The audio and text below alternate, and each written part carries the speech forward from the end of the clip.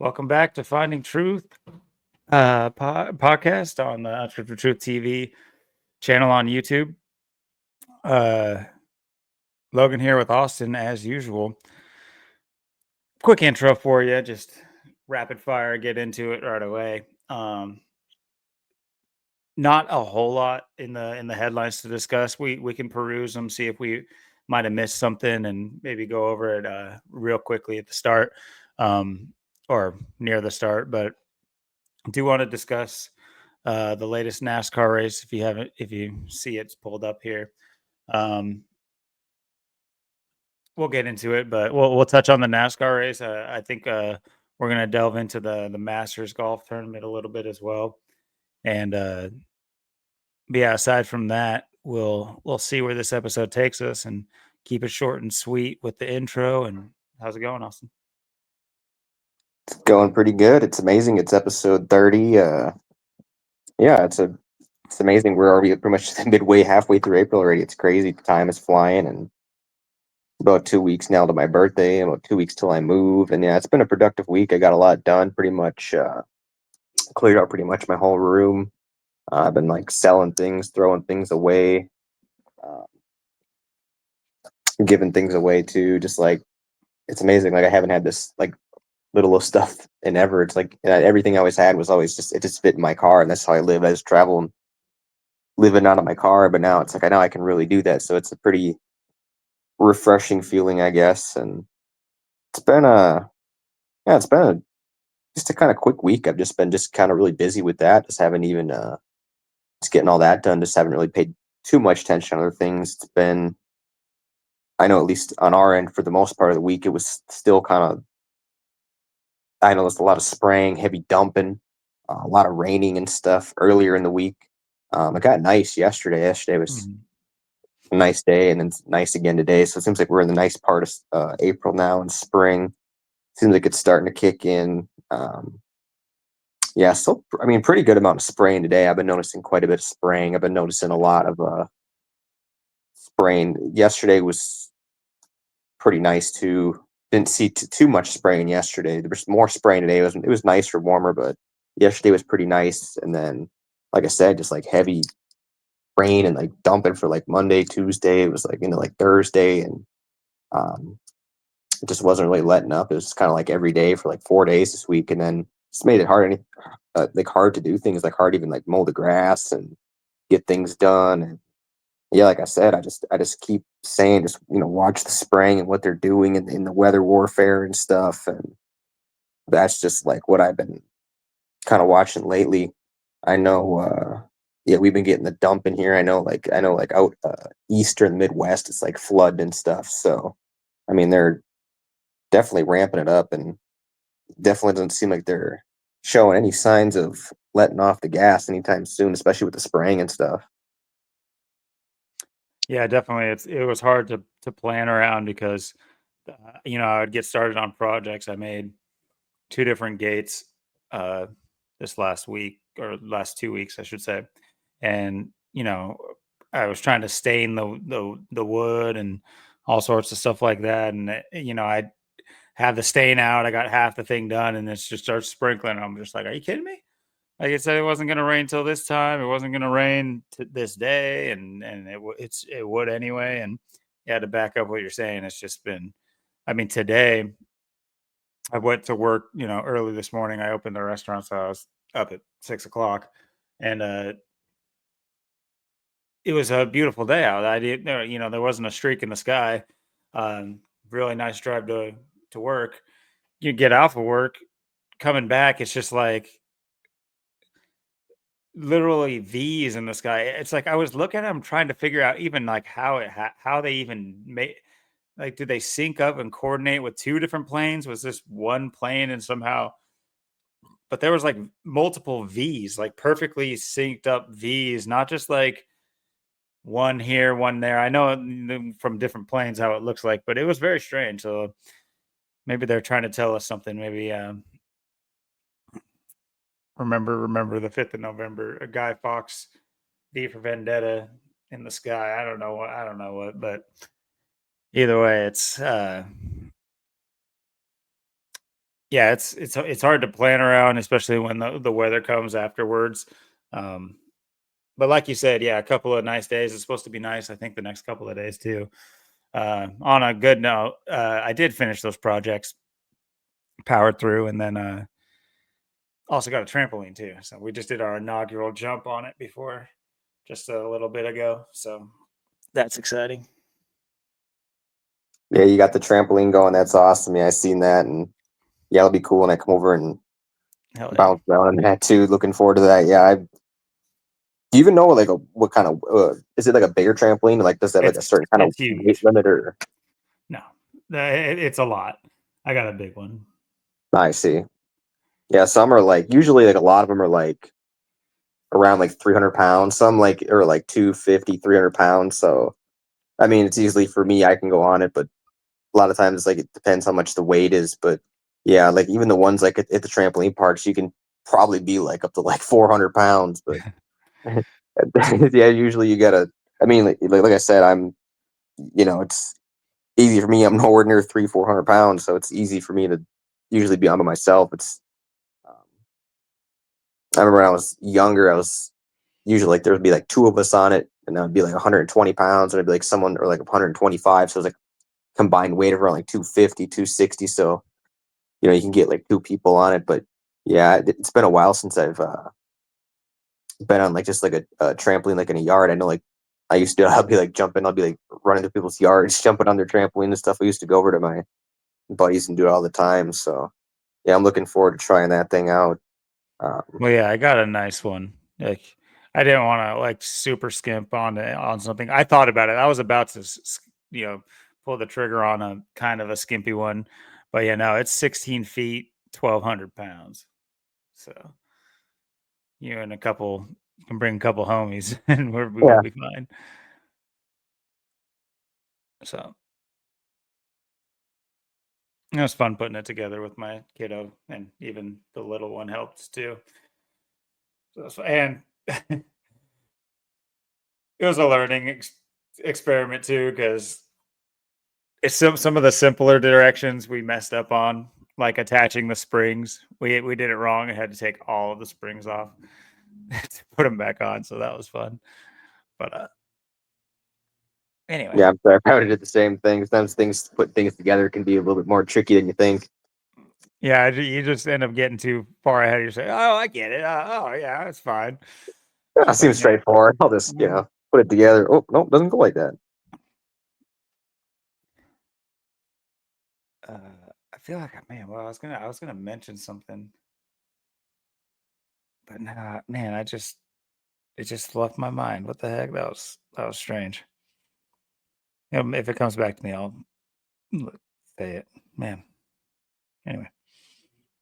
Yeah, I'd say it's been a productive week for the both of us. I mean, you got your trampoline, and then I got, I did like my walkthrough at ever because I've been to where I'm going. I've been there uh, a decent amount of times, like um, picking the person up I know, and then I've been in there like I helped her move in like 3 years ago. So I've been in there once, but it'd been like 3 years. So I'm like, I forgot what it like looked like exactly, and then like I walked in, I'm like, oh yeah, this is really nice. It's like it's funny. It reminds me of where I lived in Wisconsin a couple times in like Hobart and like Shawano, where there'd be like um these like apartment complexes and these like small towns in the middle of nowhere. And then you just go in, and then you'd have like this like pond in the middle with like ducks and stuff. And this and then it also reminds me of like the studio I had in Seattle, where it was just like that was like the smallest living space I had. So it's kind of like a mixture of that, because this ain't really like an apartment. It's like way out like in the middle of nowhere, and it's just like these like little buildings, and there's like this little parking lot area, and there's like this little building. There's like four little doors or sections, and it's like door three. It's like the perfect amount of space. So I mean, it's perfect size. So it's just like um, just like I said, downsizing and just getting rid of things, and then basically the only thing left for me to do is just figure out if I'm just like getting a little bed to sleep on, or if I'm just taking this bed. So that's kind of like what I'm gonna figure out tomorrow. And then I got like four things under the bed. I'm just gonna leave on the street corner. Someone can take them, and it's pretty much everything I have to do. So yeah, we're looking pretty good right now. I'll say that much. Well, that's good that you're getting your ducks in a row and Oh exciting yeah. times. See what the future holds. Oh yeah. I guess from last week, the future did not hold, you know, our main pick for the NASCAR race to win. We were awfully close, but I did make a small amendment um, just last night, in fact. And of course, I was talking to you. I texted you, um, and I could provide the evidence if need be, if anybody cares. But I did notice. We'll end up discussing it here shortly, but definitely noticed a large narrative for this man, Kyle Larson, to win the NASCAR Cup Series. Uh, for anyone who doesn't follow all of them, which is also me, I just happened to notice he also won the Xfinity Series 2 days ago, and we'll get into why he won those two races. Because it's not because he could push his foot on the pedal the hardest or make the best left turns. It was because it was scripted for him to do so, and very, very clearly scripted, but also on the back of um, what some would call tragedy. Who knows, if these people are really dying, but once again, here we are on the, on the back, when sporting events roll around, award ceremonies, it's not like people cracking open pinatas and everybody having a party in the streets. It's usually death and destruction that precedes these events, and this is no different. Uh, so yeah, we definitely had a keen eye on Denny Hamlin picking up the three-peat, and there was a good narrative for him to do so. Keep in mind, it's been a very Masonic uh, NASCAR season so far. Second year of the Shriners Children's 500 took place, and in that race, um, lots of Masonic symbolism. Of course, you have Bell winning. A bell is a very prominent symbol in masonry. Funny enough, Denny Hamlin took second on that one too. And there's Larson. Anyway, uh, you have to go back and watch our coverage of this race. It was a few weeks ago, but there was definitely, I think, we kind of pointed out some potential Hiram Abiff action going on in this race, and just some interesting, I guess, I was gonna say crossover, but not really crossover, but it was just some interesting points, I guess you could take away from this race. I don't know if this is one of the ones we called, if this was part of his three-peat. Yes, it was. So this was the last of uh Chris Bell's three-peat. Hence, the masonry, and we were kind of honed in on the Hiram Abiff thing, not only because of the three ruffians or whatever that kill Hiram Abiff, but three is just one of those numbers. Of course, you have the different rites, and you either have the 33rd degree of the Scottish rite, or you have the 3 degrees of the, was it York rite or something like that. But three is a prominent number. So yeah, back to reality, or this week's at least. Um, So yeah, okay. So yeah, we were honing in on Denny Hamlin because there was a lot of Masonic numbers backing him. You had his chance for the 11 car to go three in a row, which is a pretty interesting symbolic way to say 33 without saying it, if you know what I mean. And and of course you do have Denny Hamlin coming in second, but I guess we'll just get to the meat and potatoes of this. thing, something we've already pointed out on stream and showed. So you could have taken this knowledge and, even to just a cursory glance at who might win based on their name gematria would have done you some good, at least enough to set you up to put $1 on somebody. So like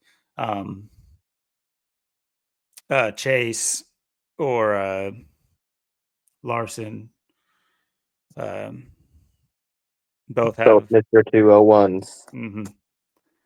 But then if you're running the name gematria and you were to have to pick one, I think you might land on Mr. Kyle Miata Larson. Now you might ask why. It's like, okay, he's named. Oh, I wrote it twice.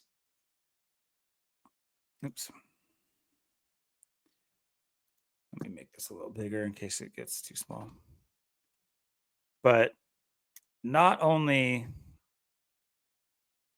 does Bristol, Tennessee equal 201 as well, it's a full four cipher match. And this is something I was missing. We did talk about 201, and I think we even brought up Kyle Larson and Chase last week in reference once we found out that Bristol, Tennessee equaled 201. But there was a pretty heavy narrative, from where we were standing for a potential three-peat.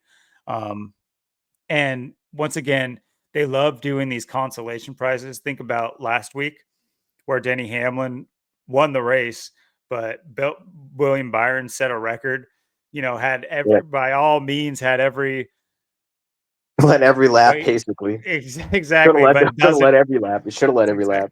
Exactly. But he gets the consolation prize of, you won. You set a record, but you didn't win. You didn't even win the race. They love doing that in sports. They love doing that in sports. So often will a team set a record and lose that game. They do that all of the time.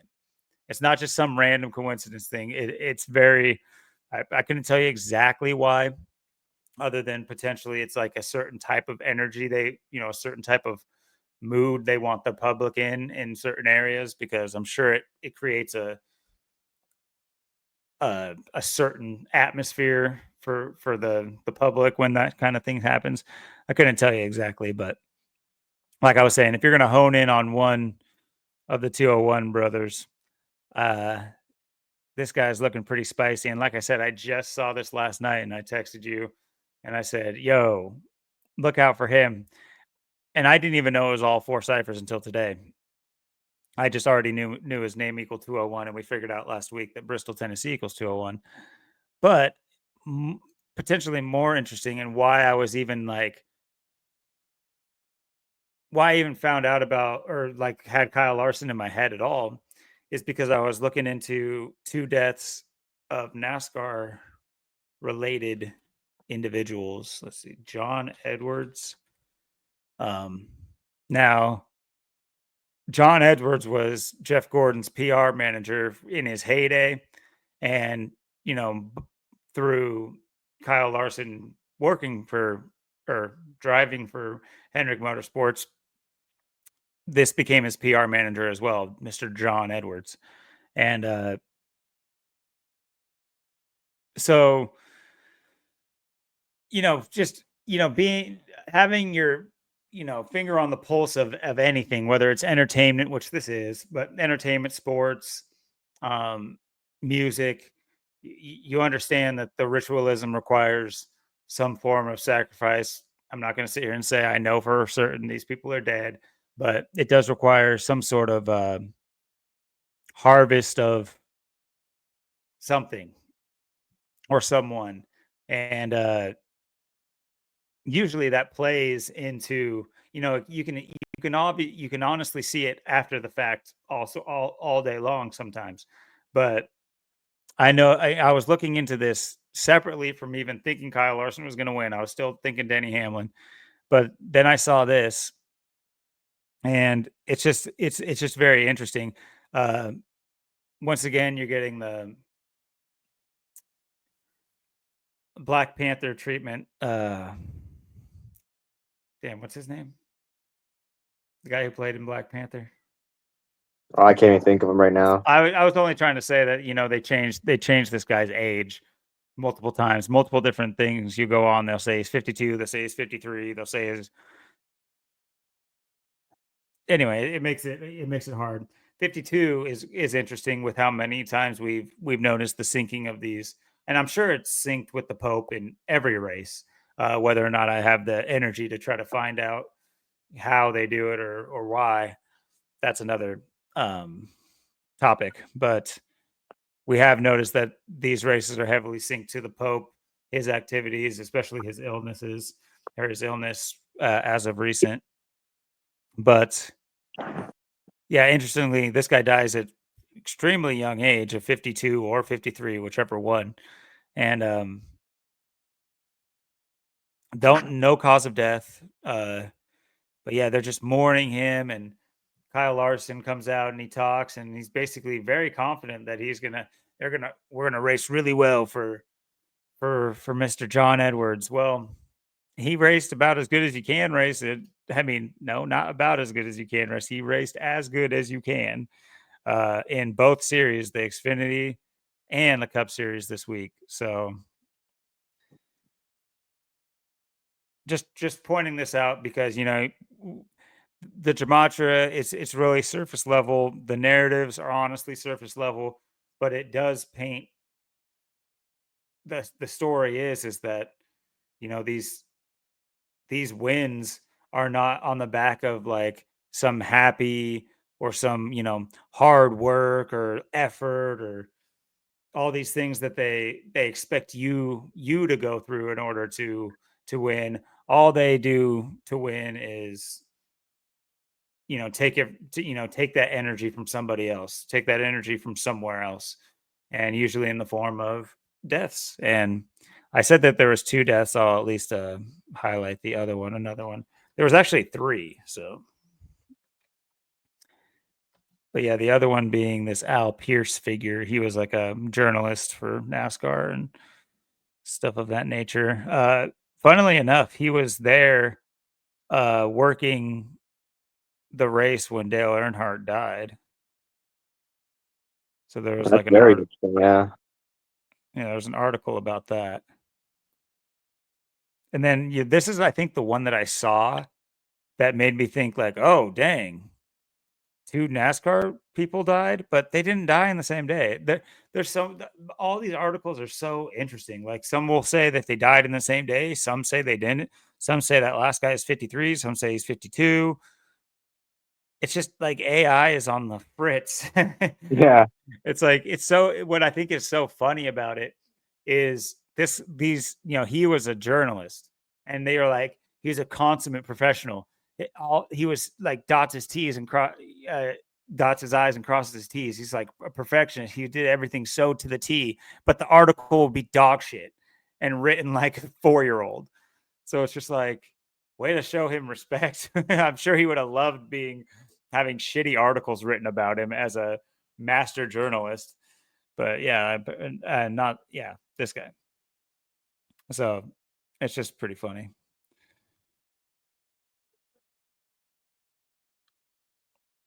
Yeah, and both Hendrick guys. I mean, Chase Elliott and Kyle Larson both equaling 201. I mean, with the Hendrick Jeff Gordon death, I mean, you obviously this perfect ritual, and then of course the foresight for match. It's not easy to do.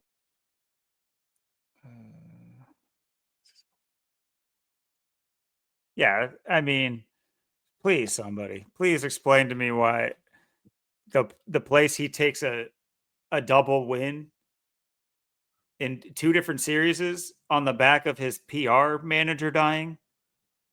Oh yeah, these things happen. This is all just and you know what? I mean, here's the thing. He's like if he loses next week, is it just like he doesn't care anymore? That's what I mean. It's like the idea that I was speaking. It's so funny, dude. I was coming home from work today after I got my son, and I was talking to him about our pretty crazy calls we've been making, and I was telling him about Kyle Larson and oh oh yeah, I was gonna say like to think that these would be like coincidences.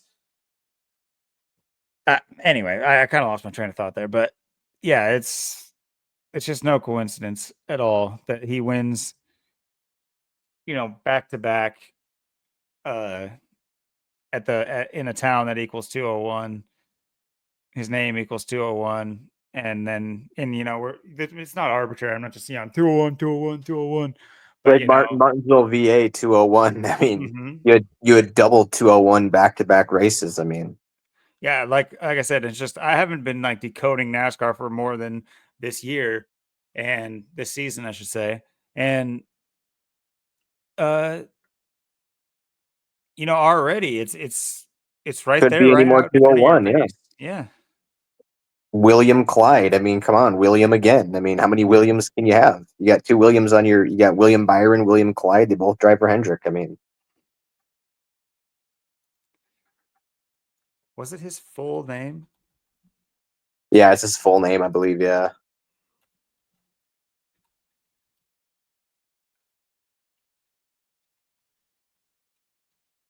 Yeah. And the 84, like Austin Jesuit. Mhm. Oh, sorry. Yeah. The Jesuit order.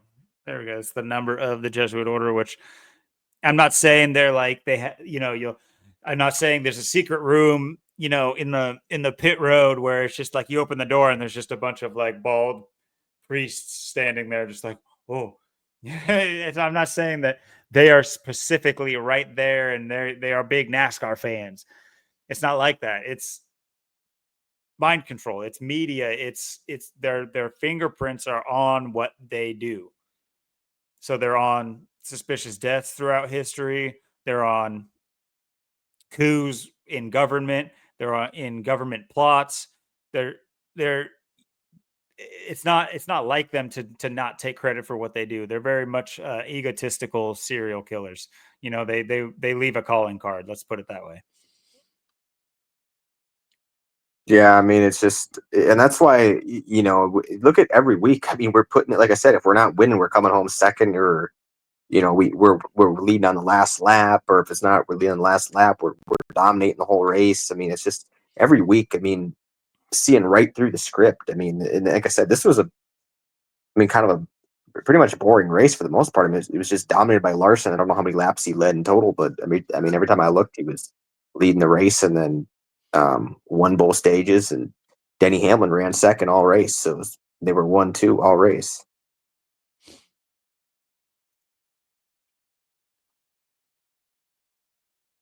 But oh, that's what I was gonna say. I was telling him, my son, on the drive home about how I used to watch, ESPN all the time, and this has been a common theme. I've mentioned this multiple times that it's just I basically hear them in my head, like I can hear what they're gonna say, and just look at this. Larson dominates for second straight win at Thunder Valley on emotional weekend for 100. This guy wasn't gonna die, and they weren't gonna write this story about him. That's what I was trying to say. Is it's messed up to think about. It's no fan of NASCAR is going home and just like, I can't eat, honey. I can't do it. I can't do it right now. John Edwards is gone. It's a PR manager for Hendrick Motorsports. Nobody would bat an eye. But this is just, you can already hear Scott Van Pelt or whatever his name is just being like, with his little cue card, and it's just like an emotional day, an emotional race. But through those emotions, they really fuel the passions of those who carry out the legacy of those they love. And that's no different than for Kyle Larson.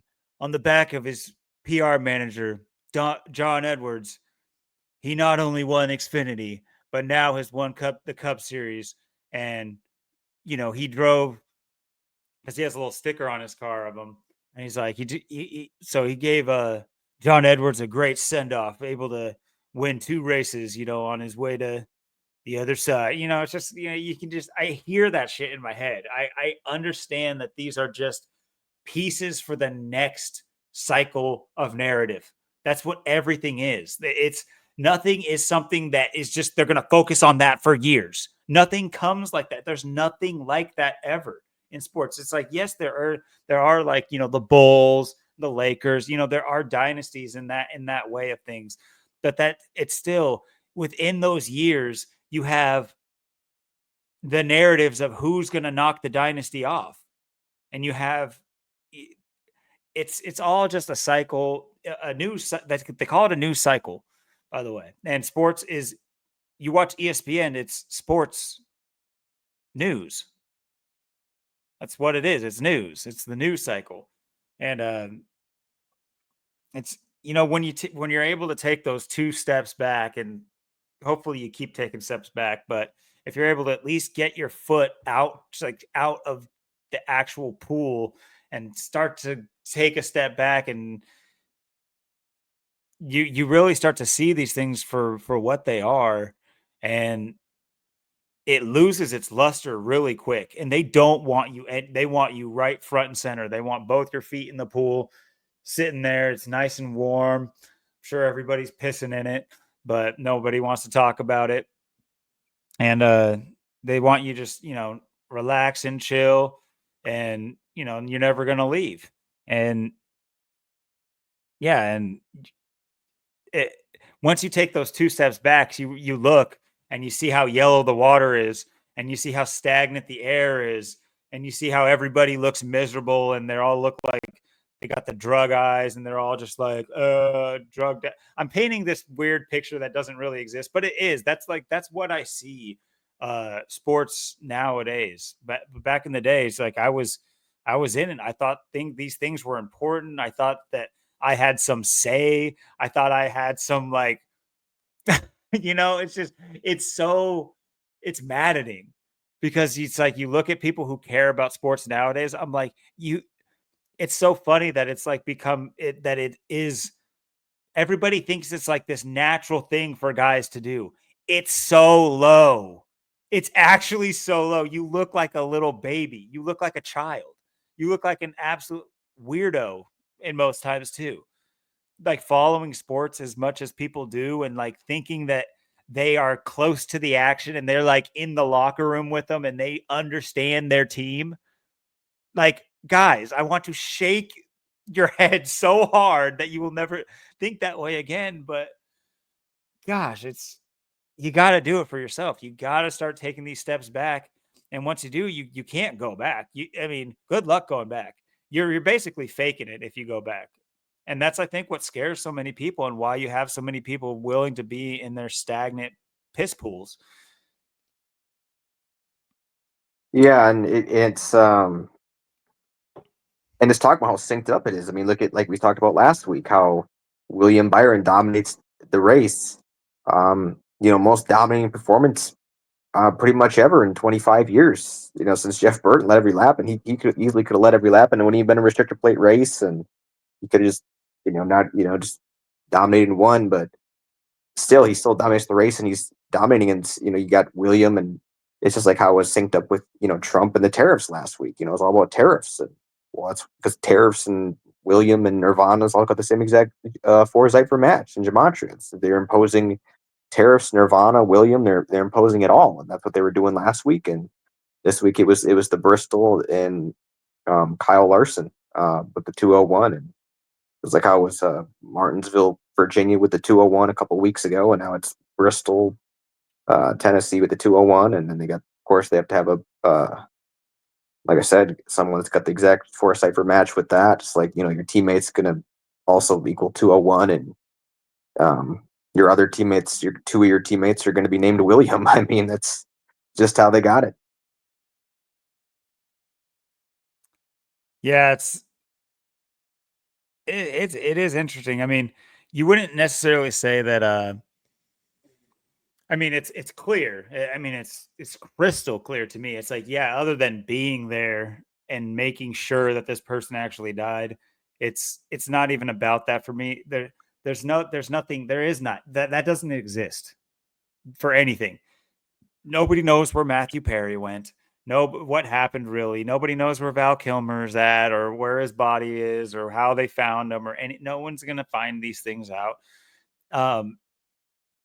It's for the media to make their narrative on. But the point of the matter is, is that it is integral to sports, to entertainment, to music, for these things to at least be say that they are happening, and to draw upon the emotions of these things, whether or not it's, a city blowing up or flooding or, devastation or celebrity deaths or what have you. There, it's integral to the sport, the list I just gave. Um, and when you actually see that and stop making excuses and stop saying, "Oh, you can only," at some point these people have to realize that you shouldn't have to make an excuse for a coincidence. A coincidence should be obviously a coincidence. You don't have to sit there and do the math for why it's a coincidence. It's for the quacks to do. The quacks should be the one doing the math to show you, oh, dude, we're the quacks. We got the math. I got the numbers on the screen. I'm the quack. Well, then how come when I show people, or if I were to tell people about this, how come you listen to them talk, listen to their excuse for why they know it's not, and it'll blow your mind. You'll say, okay, who's wearing the tinfoil hat? It's like, wait, you'll catch them in all sorts of things. They'll, all of a sudden be vouching for like taxes. If your guys are talking about the government, they'd be like, yeah, but like taxes are like good for this, and it's just like, wait, so you're with taxes, and it's just like, no, but it's like, well, then shut the hell up. Why are you? What are you talking about? That's just one weird example. But like with sports, it's like, once again, it's like you'll get these people talking like they know them, and it's being like, Al Davis wouldn't do this, oh, it's the refs are bad and everything. You know how often you'll get that. Oh, the refs are sold out. The refs are done. I'm like, so you Yeah. watch a sport that comes down to phony people in zebra outfits that can literally call your game that you enjoy so much, and you just put up with it. You're just like, oh, well, sometimes that can happen. And so, do you like it when it goes your way? Do you like it? Are you like, yeah, my team won because the refs won it for me? That's so sick. We're so good. What is the how do you rectify that in your own head, let alone anything else? But anyway, it can be maddening sometimes, uh talking to people about these topics, and sports sports in particular. But even when we were out in Portland, out on the street, we were set up for no more than 20 minutes, and you get that absolute dumpster baby somehow surviving and growing up to a disgusting 40-year-old basement bum, and coming up and just trying to argue about presidents. It's just like, Yeah. it's so weird. Like, what are you doing? Why are you what do you disagree with our message? Or are you just here to fact check us? And if you are here to fact check us, why are you outside in downtown Portland looking to fact check people? And it was just so, it's these types of people. It really is. It's like this, it's programming. It has to be. Why would anybody want to do that? Yeah, and it's just like all these people. Oh, make a prediction. Make a prediction. It's like, Mhm. how many Great point. predictions have we put right on the money? I mean, how many times do we? I mean, NASCAR week after week put on the money. Other things are put on the money. I mean, and I'm not saying you're always going to be right, but I mean, make a prediction. I mean, how many things do you have to call? I mean, how many things do you have to put? I mean, how many things do you have to line up perfectly? It's like, oh, make a prediction. It's just like, and then you get these people too. It's like you said, yeah, these weirdos who it's like I don't know what their purpose is. I don't know what they're doing. It's like it's like what could I even possibly do myself? What could I do that is so bad? There's nothing that I could do that's anything worse than what these people are doing or what they have already done. I mean, what they've done and what they're doing, there's nothing I could do that would ever top that. I could never do anything that bad. So it's like and then I don't know. It's just like these people. It's like you said. I don't know what's wrong with them. Um, it's like that. Yeah, it's like they don't. They're so lost. It's like they can't go without their big daddy government or something. I don't know. It's like, yeah. Oh well, you got to pay your taxes because what would the roads be like? It's like, yeah, there's countries in the world don't even pay any taxes, and they have the best roads and the best roads in the world, and they don't pay any taxes. It's like it, people don't have any research. They don't know anything about anything. They don't look at other places in the world, and then yeah, and then even the things that are wrong or where people should be on our side or they should be upset about it. It's just like they're arguing about who the president was. Like they're gonna it's yeah, 56 signers of the Declaration of Independence. And what does that tell you? And then oh well, you, you know, uh, the Republicans still the better side, man. It's why you got to vote red, or they have so much faith in the system still, or that they know something that is totally false. It's like, oh well, George Washington wasn't even the first president. Okay, well then who was? It's like, what do you know? Where are you getting your source of information from? So it's The dark web. yeah, yeah. And then you got these other people that just yeah, they don't even care about the spraying. They won't call that out. They don't understand. It's like, well, they're not getting rid of people. No, they're not. It's like, yeah, the Georgia Guidestones. Yeah, that was just a suggestion. We just suggest we're just going to take it down to 500 million. We don't really want to do that, but maybe someday we'll think about it. But it's like, There's yeah, 365 days. It's a coincidence it came down on George Bush's birthday. Come on, come on. New yeah. New World Order, Dad, and everything. But nah, don't worry about that. Yep, these people are something else. Yeah, they'll still sit there and they'll be like, "Cool. I mean, what are you gonna do, man? I mean, Trump's got to do something." It's like, tariffs, bro, tariffs. It's like, yeah, look into what tariffs are. I mean, what even is it? Is it anything good? It's like, what does it say it is? And then it's like, okay, well, let's just look at people around Trump. It's like, okay, we got Musk, we got, um, of course, Klaus Schwab, we got Bill Gates. We got all these people, and we all know this agenda. It's all obvious what it is and where it's going and what they're doing. But then people still want to either like take their side or partake in it, or I guess just like ignore it or something. It's really amazing. I can't believe they continuously get away with this stuff, um, day after day. Yeah, and what's interesting too about your uh, example there with the roads is I've heard that exact argument. That's like it's like I said, it's programming. We are not the same person. We do not have the same group of people around us yet. We both understand that that's like a go-to argument for people when you're talking about taxes or government or anything. And what's interesting about that is that's another one of what I'm talking about. These people talk themselves into traps. You'll catch them defending stuff that is, antithetical. Okay. So explain to me, is the places that have terrible roads, they just need to pay more taxes? If you were to ask them that, how are your roads? And they say shitty, do you just say, oh, pay more taxes? You're not paying enough taxes. And then they'll look at their paycheck and be like, I think I am. No, you're not. Your roads aren't good. You idiot. The roads would be good if you were paying the right amount of taxes, right? The taxes are what makes your roads good. Remember? But no, like how 90% of America is absolutely garbage roads. And it's by design. Yep. They are built on top of roads that would have lasted till now and beyond.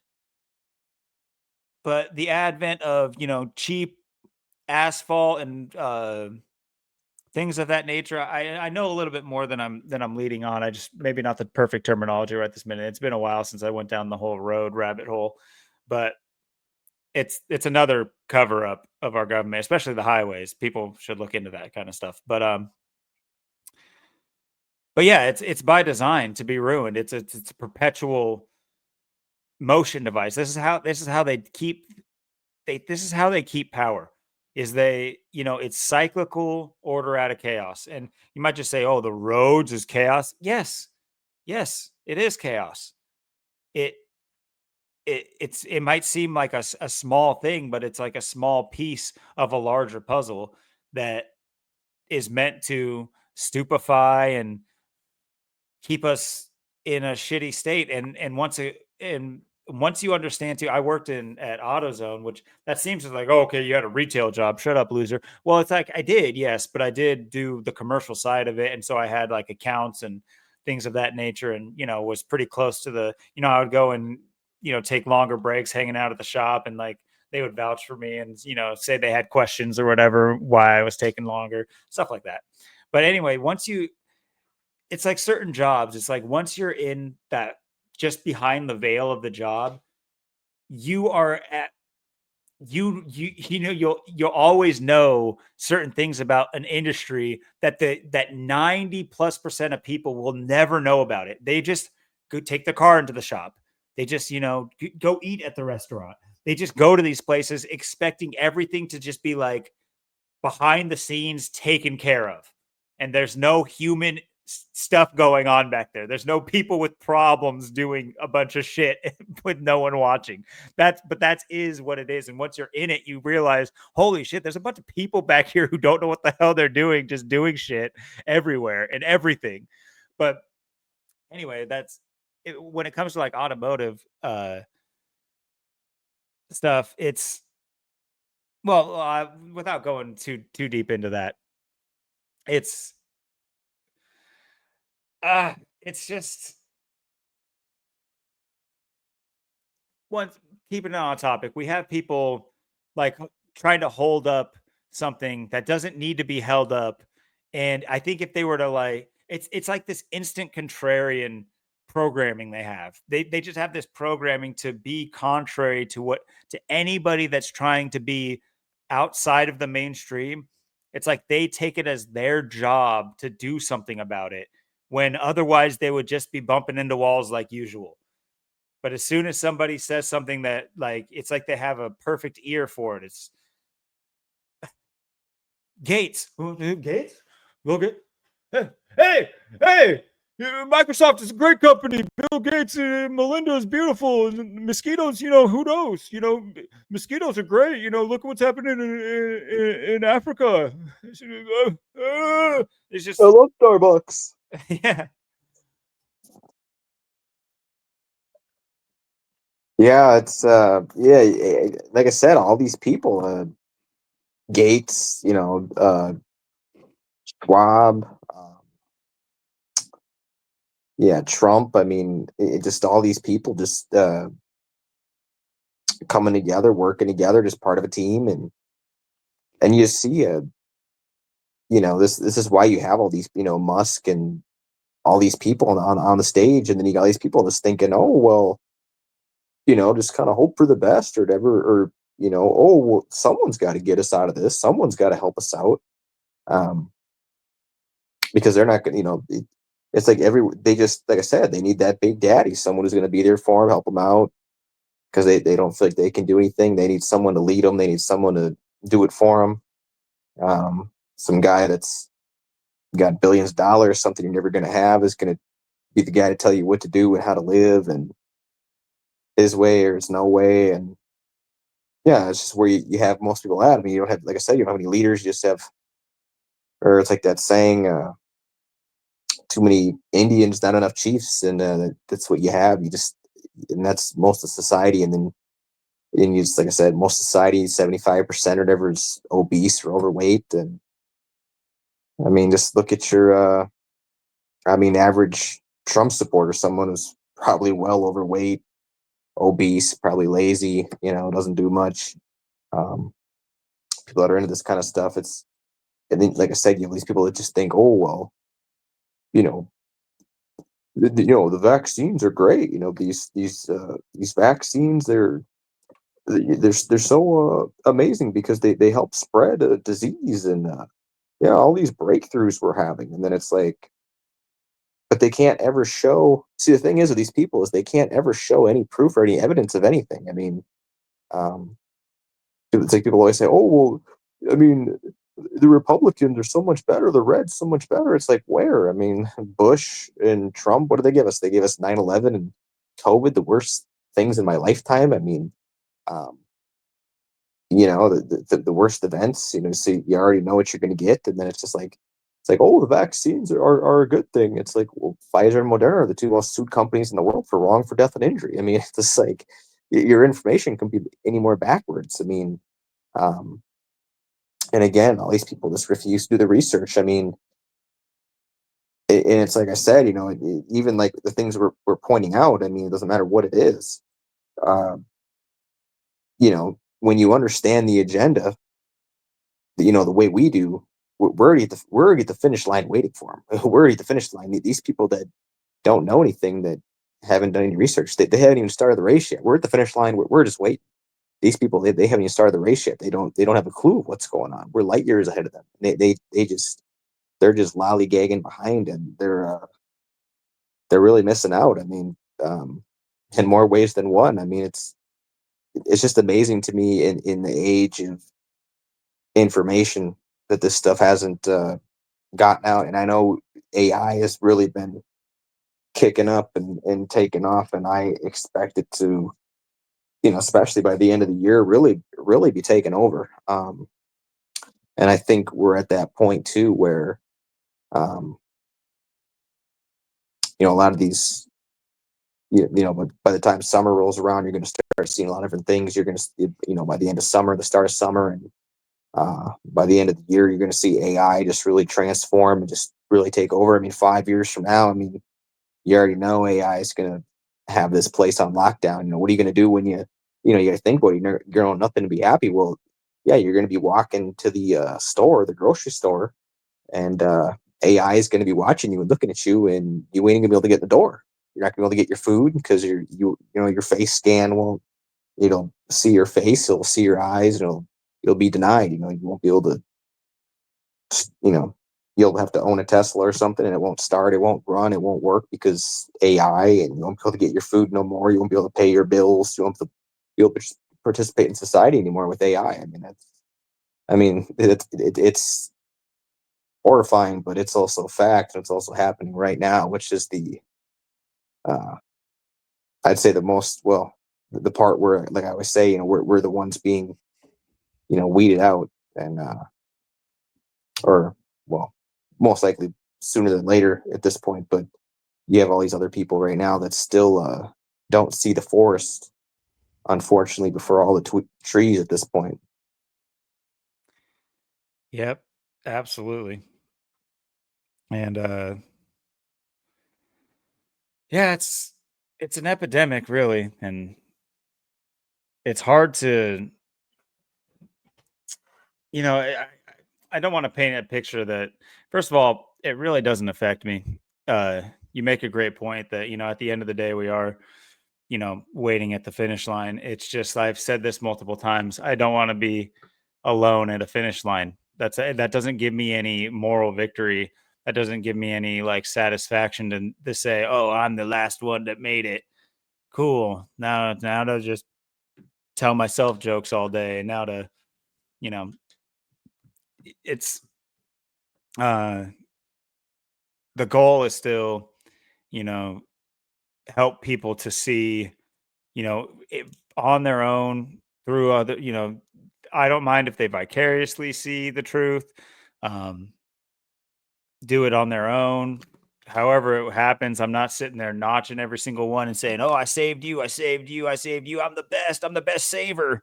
That's not, this is not an ego-based thing. It really is the opposite. It's the opposite of ego. I'll never, I guess I won't say never, but most likely will never receive a dime, and not to make it about money, but I'll probably never receive a dime for any, you know, events that we eventually do, or any more pounding pavement sessions. Hopefully Zach frees himself up here soon with his baby girl getting a bit bigger and more stable at home. That, you know, get back out on the street, maybe even for me. I've been mulling over some ideas for potential like meeting spots, or at least like bi-yearly even things, so we can kind of gauge um, the local force that we might have in this realm, and of course we might get some cuts action type action Yeah. wherever we. But anyway, that I've thought about that too, but I've been mulling over potentially trying to figure out some neutral spots and maybe doing like a cookout, something out in a park, something that's open, available, and uh based around fun, but also just so people can put names to faces and voices and stuff, because that's, we've talked about it multiple times, but that's where I was able to see that not only did it help that you were the only one there, so it's not like I had anyone else to look at or talk to, but I was just able to tell that, there's a level of like realness to you. And because it might seem egotistical to be like, I know I'm real. Is anybody else real? But it does feel like that sometimes. I'm walking around and my work and other places that I come in contact with people that I'm just like, this is how people are acting. People are this like lost, as you put it. They're just absolutely, they are so far in it. I don't know if I could, you'd need a device to be able to pull them out. It's like, you'd have to go all the way in it and get stuck just trying to pull them out. It's just like, it's like when you see a horse in a tar pit. It's just at some point you're just like, ah, shit. I mean, we're risking more people to try to pull this horse out than just was worth getting the horse. I don't know. I'm not saying it's not worth it, but sometimes it is wild to realize just how far people want to be in these systems that are clearly taking advantage of them, clearly, you know, what's the word? Parasitic. They, these systems without taking advantage of people fall apart instantly. And, you have these people coming out with arguments about the roads and taxes and all these other things. Well, it's just all like, so where does it start? You know, we it's so easy to look at things that on like the macro scale. What about the micro scale? What about your local government just coming and messing with you personally? It's one thing to hear that they're doing it to the American people and you're just lumping yourself in with everybody. Whereas that's another something I did want to talk about this week is these people, they're so bipolar with their arguments. It's they claim to be an individual, but their arguments put them in a lump sum of people. And I much rather people see and feel individualistic, rather than think of themselves as a race, as any of these boxes that they're given to be put in. It's so easily they'll fall back into their box. Like you said, the Republican and Democrat. It's just like, what does can a Democrat be a murderer? Can a Republican be a murderer? What's the difference? What are we do we not are we so dumb? Is everyone walking around with those like 90s 3D movie glasses on and it's red or blue for everybody? And it's just nobody's red or blue. Everybody has the capacity to do good and to do bad. We are all just the same. We have the same real capacities for most things. Circumstances are all different. That's really the only thing that's different between anybody. Yet there's, eventually we're going to have the race episode. It's coming. I mean, we do a race episode every day. What are you talking about, Denny Yeah. Hamlin? No, but like we're going to have the real one soon, because there's just so much to talk about. And that's one that's always, kind of ground my gears. And I have family that holds, it that holds it in such high regard in their lives, and it's just it's tough to see. And it's not like it's so detrimental that it's like debilitating for them, but at the same time it's just like when you just want to, like I said, reach that hand out and just help them pull themselves out so they can get a foot back and start to see, you're like, dang, I was doing that, I was thinking that. And it's just like, it's not so that you can come over and think the same way I think and do the same things I do. first of all, you can't. I'm too unique. No, sure. But uh, it's really just so you can start to be yourself. People don't realize they're not being themselves. Everyone thinks that they're being themselves and they claim uniqueness. Well, they're just doing the same thing everybody else is doing. They have no idea. They think that this social media crap is really the crux of it all. And you know, that's another thing that I think is hilarious too, is like people defend social media to the ends of the earth through all these crazy excuses where it's just like, well, yeah, it's poisoning, you know, our youth. Yeah, it's creating the next, you know, generation of absolute fucktards. Yeah, I mean, you know, people are crashing looking at it when they're driving, you know, motor vehicles. Yeah, it's just the worst things ever, but I mean, without it, we wouldn't be talking. But I mean, with yeah, it's like, yeah, nobody talked before social media. It was just everybody was just head down, just avoidance. It's so maddening. The 90s were so legit compared to this shit. And everyone just thinks that it's this or caveman. Those are the two options. You are, it's so funny to me. It's so stupid. It's like, bitch, you don't even realize that like the 1930s had higher grade technology than today. You idiots. You have the possibility to go and look at these things and know as much as I know. Yet you are sitting there defending today's technology without even knowing through today's technology what the past technology was. You're not even using the technology right. You just want to see adolescent girls shaking it on TikTok, and it's disgusting in more ways than one. Even if that's not the only aspect of social media that these people want, it's the forest for the trees. That it's the more. There's not a better way to put it. Absolutely. And yeah, I get back to what you're saying. I mean, our journey began 8 months ago when I was the first one there on the scene that day, and well, Zach was, and then it was me, and then, coming all the way down from Seattle to Portland, and you were there. And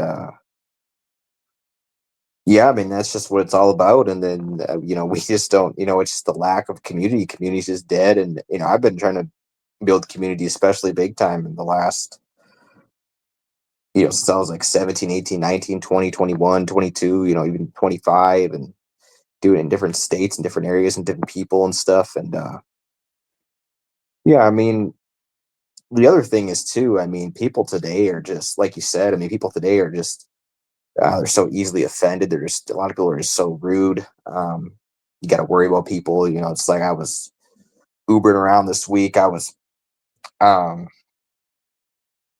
pulling into like the hops and chops, like parking lot and stuff. And was in that big like subsection there in like Frederickson. I had this like guy in this like red Chevy Camaro behind me. He was just like all over my ass, and I was just like blaring his horn at me, and I'm just like going to the parking lot, and then like he's just like, and then I'm just like at the stop sign in the parking lot, like looking, and he's just like blaring his horn at me, and I blared my horn on, and I just wanted to like punch this guy's lights out. It's just like, yeah, just like how people are. I mean, people are just they're so rude, they're so asinine, and then for them to take out their anger and point their shit at us when they should be the ones with us pointing it at the people that are actually doing it.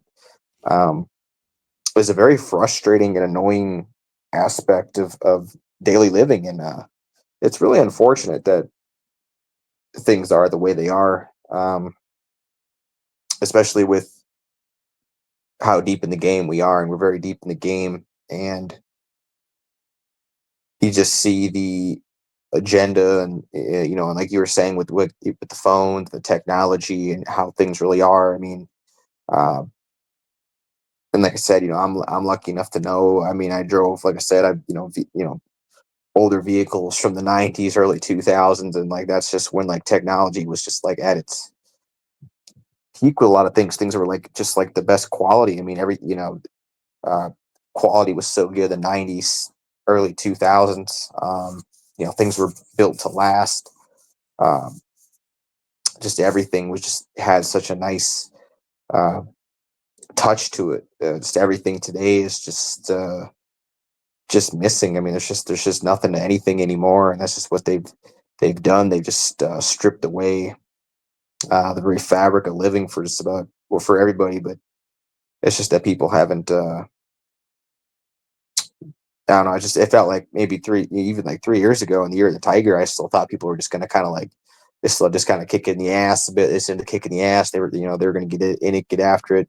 Um, yeah, but unfortunately, it just has not happened. They just have not stepped up the game. They've just laid back, and yeah, most people, this is what they're doing right now. I mean, they're stuck in the paradigms. They're stuck in the box, and they don't have a way to get out.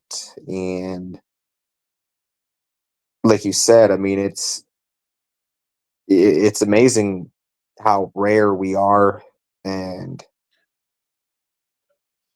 yeah, I mean, pounding pavement definitely, I think, should be a yearly thing we do, at least like once a summer or twice a summer when it is nice. Get out there and stuff and try and do things and make things happen. It's I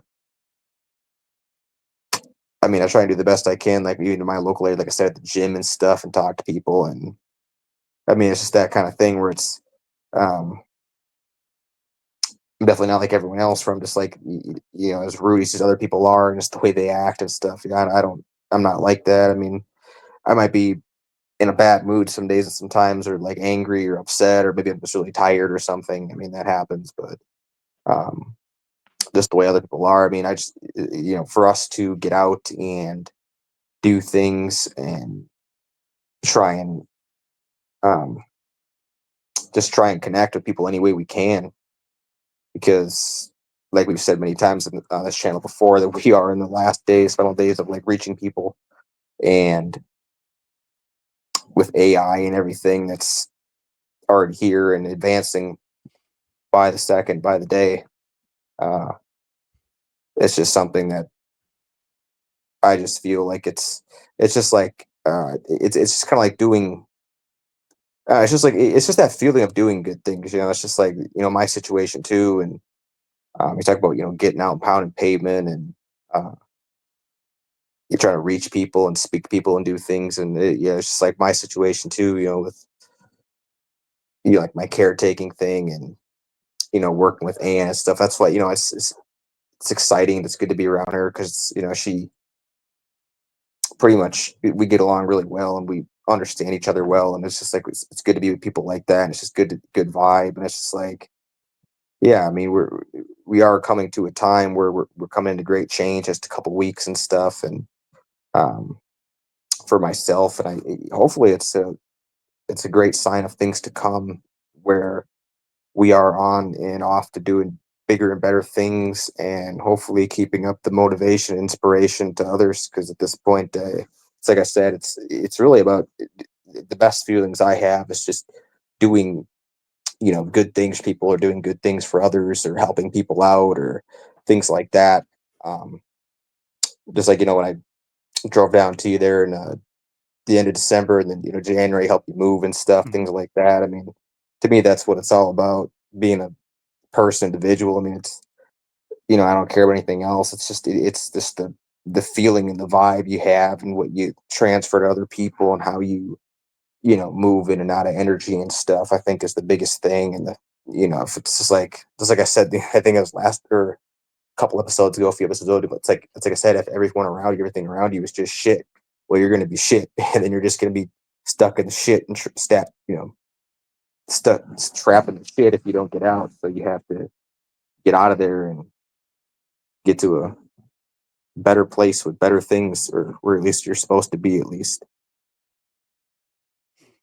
Yeah, and that's a good analogy too, because I mean, everybody deep, sometimes deeper down than should be, but everybody, like I was saying, does think that they're individuals to an extent, but they're covered in shit. So anybody that isn't shit looks at them and they'd be saying, I'm not like the shit. But they're covered in it and they don't realize they look, if they're not, they look just like it. And it's, they hang out with it. They are it, they talk about it. They smell like it. But so, to the people that have taken a couple steps back and know the difference, it's just like, you just look like Arnold Schwarzenegger in Predator. You just look like you're just covered in shit. And it's like, yeah, I see you right there. It's like, I see, it's just, it looks like shit. It looks like it's a big, you just look like everything else. It's, and if you're, as soon as you're able to, separate yourself from that kind of thing, you start to see how the big pile of shit that is everywhere and how many people are in it. And I'm not saying this to say that people are shit or using that analogy to say they are shit or anything like that, but just they are part of the shit. Does that make more sense? It's like I'm not trying to sit here and disparage like everybody, like such a high percentage of people. I'm just saying they are in it. They're I don't want them to feel like they should be part of it. And I get on here and it's hard not to have like a negative twinge to what I'm talking about because it's negative. It you you should not strive to look and act like a weirdo thinking that for let's talk about politics. It's this strange idea people have. We've said it a million times. I say it all the time because I think it's hilarious that you'd have to picture these people that for no reason they just wake up and they just like, how can I make a bunch of strangers' lives better? And then let's pair that with their character. Our local officials and state officials. Is that their character? Is that really who do we know them and that is who they are? No, it's not. They want money. They want power, so they use government to achieve it. They don't wake up and say, how can they actually do anything for a bunch of people that they don't know? Nobody really does that. Really, just nobody does that. And and to an extent, I don't do that. And I can sit here and make excuses all day. I don't have really good ones because at the end of the day, I should. I should be striving to that more. I should be making more strides towards that. Once again, it's not a moral victory to say, "Oh, well, I'm a lot better than you who's just in the shit."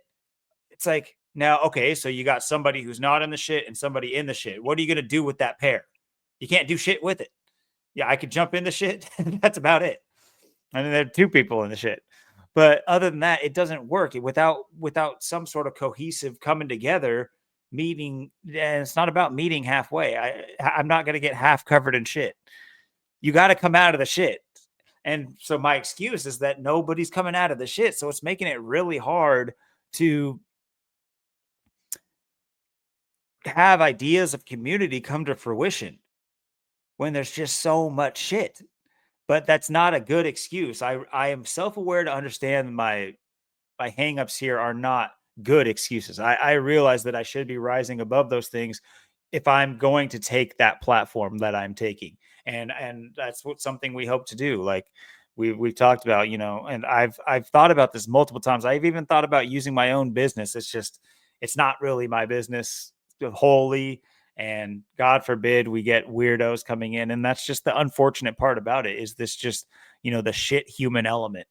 You have to plan for it in this world, but I don't want to. I don't want to continue to do like things based on the lowest denomination of things, but I'm forced to because that's the most, the highest percentage of people are at the lowest denomination of.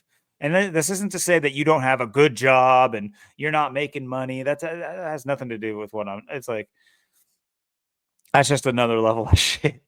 This is the shit apocalypse we're in right now.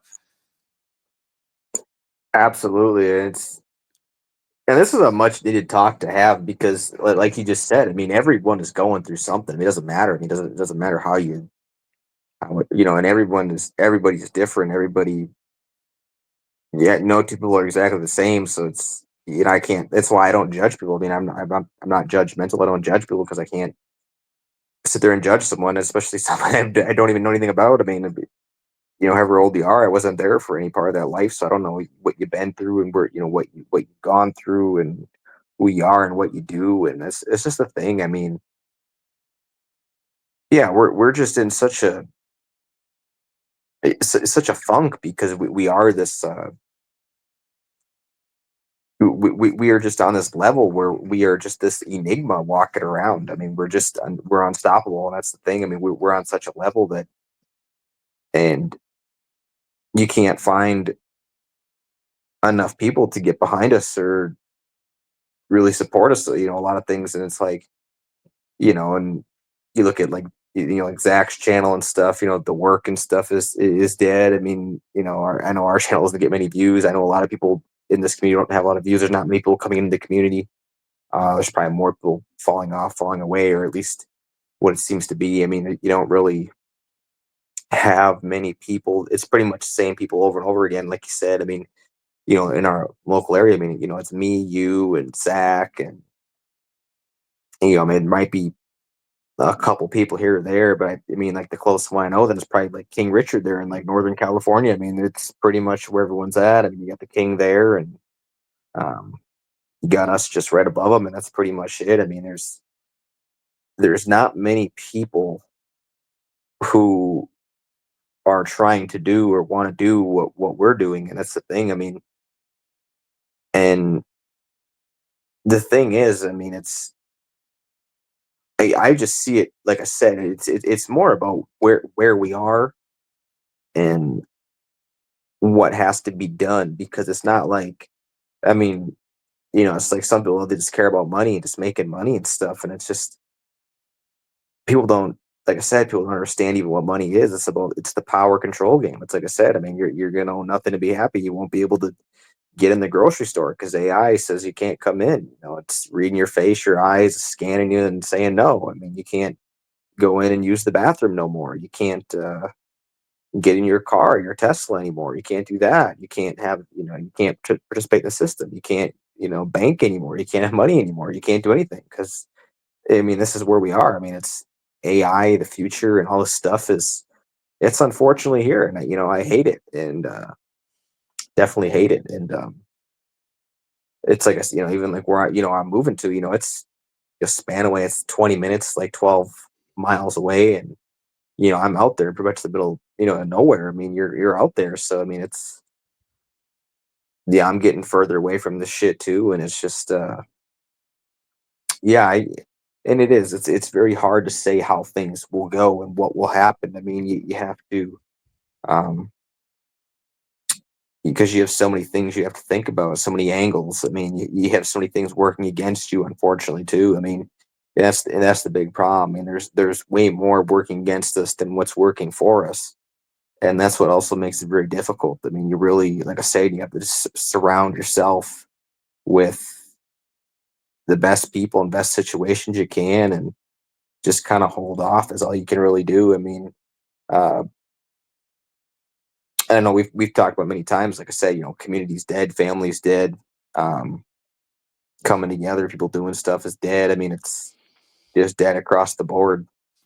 But yeah, it's just, I think we're just at that point where, and that's where like where I'm, changing things up I'm doing and my lifestyle and things going on, and hopefully this year and this summer I'm just looking forward to just getting out and just seeing what happens. Really, I mean, because you have to think about it. I mean, where are we, a year from now when I've been probably living where I'm gonna be living there for a year. What's the report gonna be? Okay, you've been living here for a year.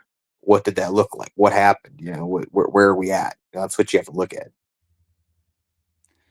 Yeah, I would say that that's, probably a healthy way to do things too, to keep yourself from, it's one thing to put your like lofty expectations upon yourself, but it's another to monitor yourself. You know what I mean? It's like, yeah, your goal should always be, reaching better, bigger and better things, depending on the pace that you work at.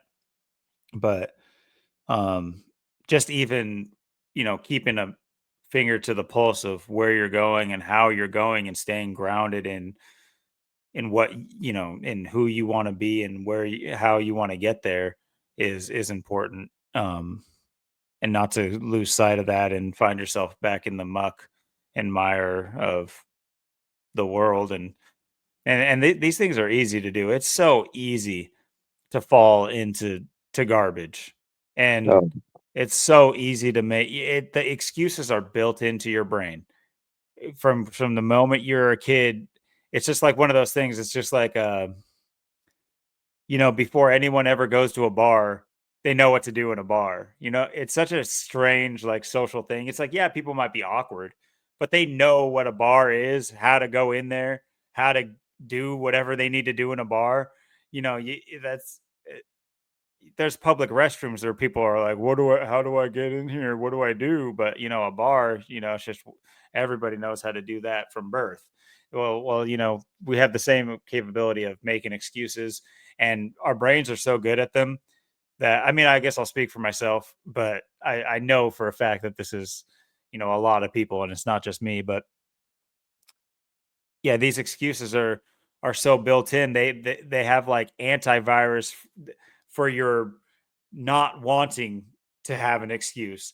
They know how to like pacify you post realization of the excuse. You'd be like, "No, I'm just making excuses," and they'll be like, "No, no, no. This There's a great reason for why you're doing what you're doing. You were right to do this." And when you realize, the more steps back you get, the more you start to appreciate the chance that you're given, to do whatever the hell this is, this experiment of human life it is. Because it's so it's so against nature to make the excuses that people make for themselves, especially when it comes to hurting themselves with what they eat and how they do things and certain things like that. It's like when you realize that you can't drown yourself, and you can't like do certain things because your brain is literally built in saying, "Yo, yo, no, it ain't just you, buddy. I'm letting you use this suit, but hey, I'm in here. Don't fuck with my I got this, dude. Don't worry about it." But then it's also, we attribute it to, our brain is the thing that's making these excuses. I don't think so. I might say that and I come across that way, but I do believe in some form of soul, because the soul is what's corrupted, not the body. Like, the soul is corrupted that allows you to corrupt your body and forego your brain. Your brain is not corrupted. Your brain will do whatever you force it to do because you are in possession of it. But it doesn't mean it wants you to do it.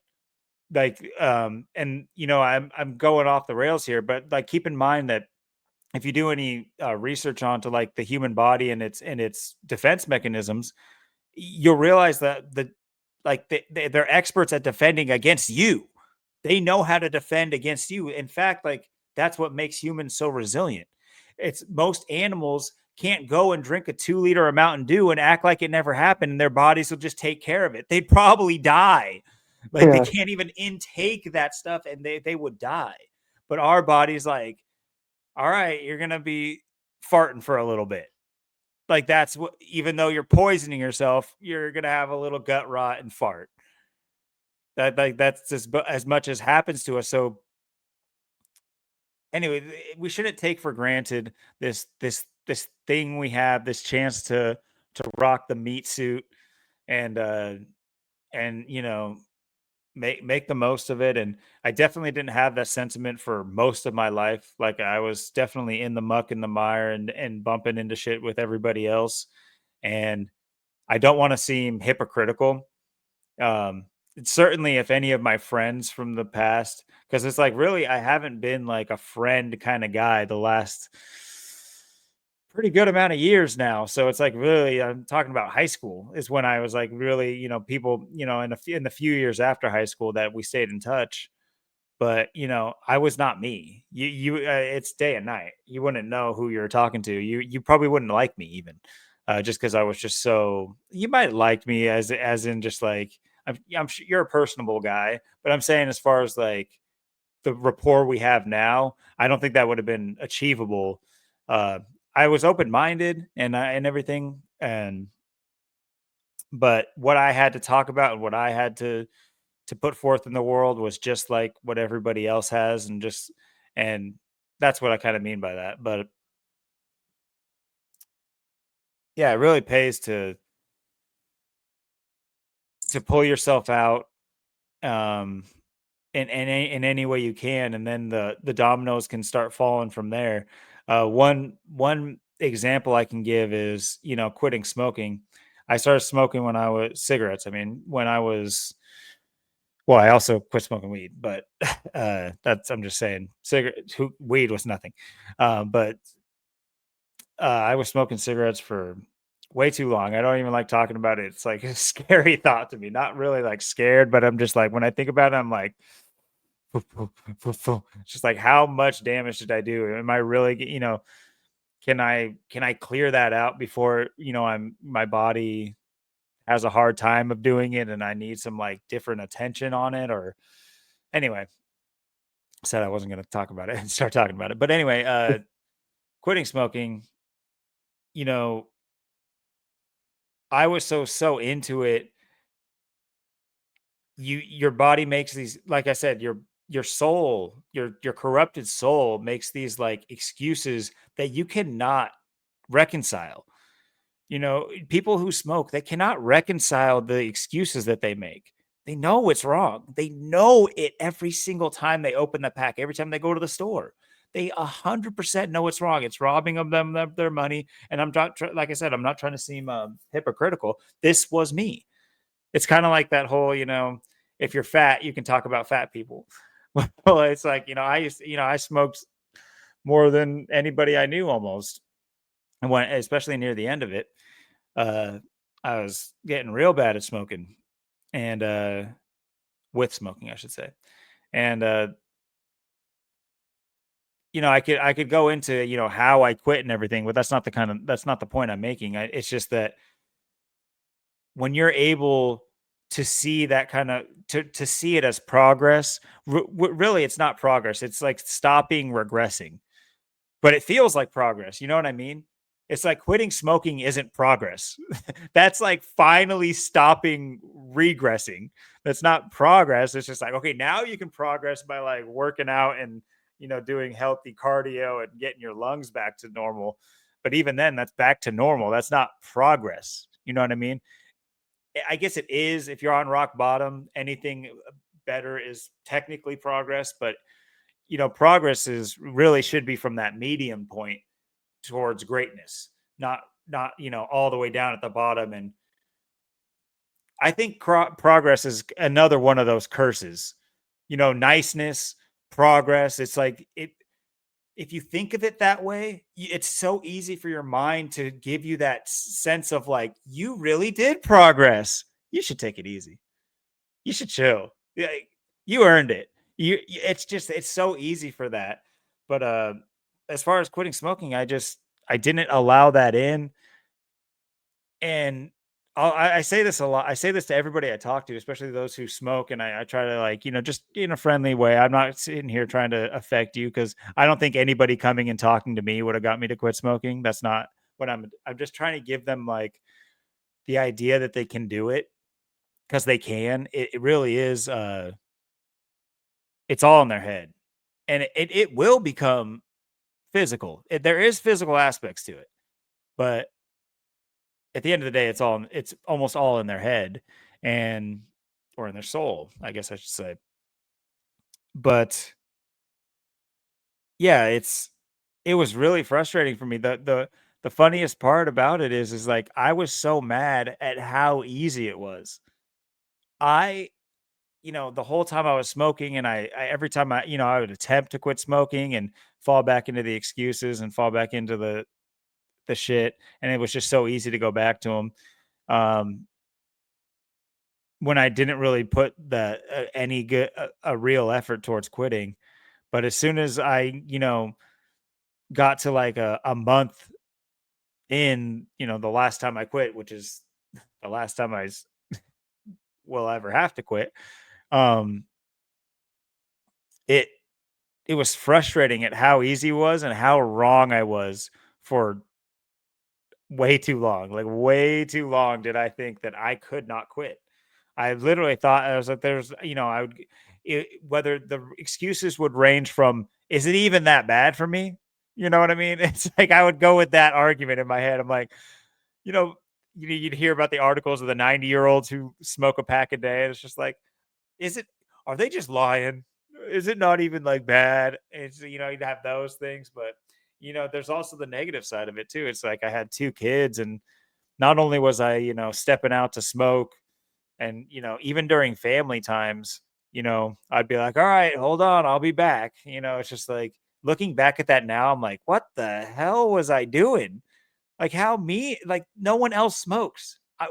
I didn't deserve that time from them to just go and it's honestly so crazy. And I'm sure a lot of people would understand what I'm talking about and are doing that right now. Like, it's just a part of their life and they think it's like this built-in thing with it, but it's really not. And I'm talking about smoking, but this is really a grander idea. This is anything. You can apply this to basically anything. And like I said, we are excellent at trying to ruin what we have. And to the point where, exercise can be painful when I don't think it really is truly painful. I think I was talking to you when I first started picking up like exercising again, uh, especially like stretching, which I still need to get better at doing that on a better regimen. But anyway, because, I've always seen it differently. I used to be very limber, by the way. It's just really since my 30s I've stopped doing the things I used to be doing that have, and it happens fast. You start to lose your stretchiness, if you will. But anyway, uh, I never saw that like, well, people the idea of like working out and stretching, and I never, like, I understand the difference. Like, people would just say it hurts. It doesn't really hurt to me. Like, if you sit there and focus, it is something else. It's like some other feeling. It's just I don't think people pay enough attention to it. I don't know. I might just be weird. It's the same thing, not the same thing, but it's similar to like really spicy food. I've been able to, like when it's on your tongue, people will act like it's like the end of the world. If you just close your mouth and you just like sit there and try to feel the pain, it won't be painful. It'll be something else. I swear. It's anyway. That might be a weird tangent. My bad. No, I think I kind of understand where you're coming from. I mean, and for me, it's like different workouts. It's like everything hits a bit different. I mean, for me, I never even smoked a cigarette ever in my life. I used to drink a little bit from like the age of like, I don't know, I think maybe like 17 to like probably about 21 was pretty much. I didn't drink that much, but like here and there around that time, uh, haven't really drank in pretty much like a decade or almost a decade. Uh, and yeah, I've smoked weed since I was 17. Ever since I was 17, I started smoking weed, and I smoke every day. But yeah, I don't really feel like it. I mean, for me, yeah, I like smoking weed. It helps me in a lot of different ways. Helps me, be creative and get stuff done. And then, I'm able to usually sleep better. Because usually I have like insomnia. I don't sleep very well. So it helps me sleep. And then, yeah, I might take some melatonin or something with it. And like I'll smoke, and then it helps me eat too. Cause like I tell everybody I got skinny people problems, and I'm always hungry because I eat all day long. Like I can't fast. I suck at fasting. I'm always eating, but I'm skinny and I try and keep up my weight and try and stay or my clothes at least can fit on. Because a lot of times even my shorts I can't even keep them up. It's just ridiculous. It's just skinny people problems. But yeah, I mean, it's like you were saying. I mean, all the workouts for me are different. I like everything a little different for different reasons. Like kind of the um, stretching, and then like kind of like gymnastics, gymnast type stuff. Like trampolines and flips and doing things like that. and then you do like running and stuff. I mean, it hits differently. I mean, uh, for me, I like that stuff a little bit more than running usually generally, but I still like them both for different reasons. And like working out, lifting weights. I do like body weight exercises, like calisthenics, and lifting weights and like powerlifting too. So it's just kind of combining all these things um, that I feel is what I like to do, or how I like to be, and then kind of attack from all angles and just be very just have a lot, just have a lot more to you than just be one dimensional. Be multi-dimensional, have a lot of things going for you, and then just kind of come from all these angles and kind of do what you like and kind of go in directions you like to do and be. And I think that's important for people out there that are trying to put something down or pick something up. It's just trying to find kind of what works for you, what you like to do, and what you think is kind of best, and just kind of sticking to it, really. I mean, because like I think, like you say, with exercise and stuff like that, I mean, it's of course it's important to sleep, like I said, and um, at least eating decent, stuff like that. I mean, and like I said, and I've said too, and before, it's it's like cigarettes. Like, are they really as bad as they say they are? And there's people that, like I said, they smoke and they live till they're 90, 100 years old and they don't have any problems. People that smoke and they're dead by like 40. So it's hits everybody differently. I mean, everyone's different. I mean, everyone's health is completely different. I mean, you could eat stuff and drink stuff every day and you could be really healthy, and someone else could eat and drink that stuff and they could just die within 5 years, and then or 10 years, and then someone else, they do that stuff, they live forever. One person, it kills them. So it's everyone's health is different. I mean, health is just kind of a giant question mark. I mean, you got, like I said, people that smoke cigarettes, they're doing well, they're extremely healthy. And like I said, back in the day, you had a lot more people that smoked cigarettes, and then the population was a lot healthier. So and I'm not saying it is healthy, but it's just crazy. It's wild what we are. I mean, we are, like you said, we're more of a soul than anything else. I mean, that's really how I see it. Just the fact that we have the ability to do everything that we do, and have the ability to not only have the mind, the body, the spirit. I mean, when you combine all those things, I mean, there's not too many people that can say that they have all that or are doing all that. I mean, um, I know, like, for like, even for me, it's like just having, like I said, just having my routine, the stuff that I do, and um, because even like this weekend, like I said, I was getting rid of stuff, throwing stuff away, and doing stuff, and kind of minimizing. And yeah, I like got rid of like some old stuff I had, like some old like old games too. Like when I used to like play my PS2, I haven't played that in years, and I haven't played video games since I turned like 27, since I was in Wyoming and I left and I moved back here when I turned 27. I mean, I haven't even played games in like over 3 years. So yeah, it's crazy. I mean, it's getting rid of all that stuff, selling all that stuff, things I had through the years. It's just it's crazy. So that stuff I had, PlayStation 1 stuff, PS2 stuff I've had since I was a kid. Um, and that was just kind of the thing. I was always in a cold, dark, depressing place. So it's kind of how it was, Wisconsin, Wyoming. A lot of times, in the wintertime, I'm just inside playing video games and stuff. It's like, what do I do? It's too cold. I can't really go outside, do anything for that long, or really do much or go anywhere. So it's like I was always playing video games and stuff. And it's kind of how I lived my life when I was younger. And um, now I'm in back in Washington, I'm in a warmer place where I can pretty much do stuff all year. It's like I always said, if I ever left like Washington, ever got out of here, I'd go to like Arizona.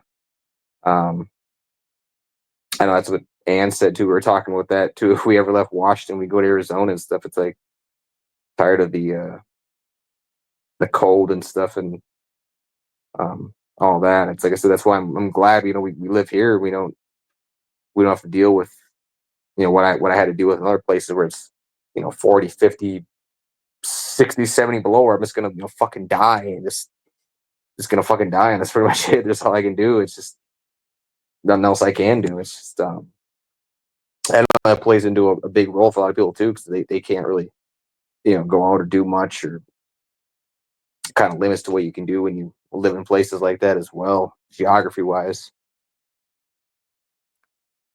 Yeah, that's a whole. I feel like that could be another topic that we get into at some point too. It's just okay. It's like, yeah, people are different, and how much of that is affected by just y- you know take us all that we're all just in a white room, and will we act differently given the same set of circumstances? That's one way of thinking about it. But then there's just like it's weird reconciling like where people live. That's such a crazy factor that you have. I've always felt like Portland is very like I grew up in Portland my whole life and just moved. But even Washington, I don't think it's that different. But it feels so vanilla. It feels just so plain when you like look at other places. It's it's a weird feeling, but like obviously you could compare it to like New York.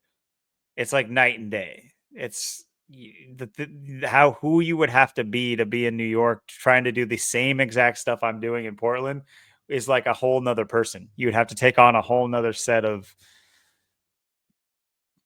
personality traits to do the same exact, to reach the same goals that you have to do want in Oregon to, and vice versa. Anyway, yeah, location is definitely weird, especially when you get into like people who live in like certain places in like Scandinavia or like Greenland and places like that that are, northern hemisphere and perpetually cold, and it's just weird that ecosystem works. It's like you go look it up and it's just like they pay the same amount of taxes. Holy shit. Yeah. They can't even do nothing. God damn. They're required to work. Like it's just so strange. It's so strange that there's no like mediator for humans. No, there's no, we pretend that it's government and but no, there's something there's got to be somewhere along the way that we can realize what we're meant to do and what we're strong at and how we can make this experience better for the vast majority of people. This is not it. Whatever we're doing is not it. This competition is not working because this competition not only sticks so many people in the shit since since I can't get away from it, but there's so many people in the shit thinking that they're on a higher rung but like I said, the people that are taking a step back and they can see that it's just a big pile of shit that's moving and you don't know why it's moving, but you look closer and you realize it's millions of people that, and it this is coming from someone who, is, I'm not even like, I guess you could say fully out of it. It's just that like my mind is.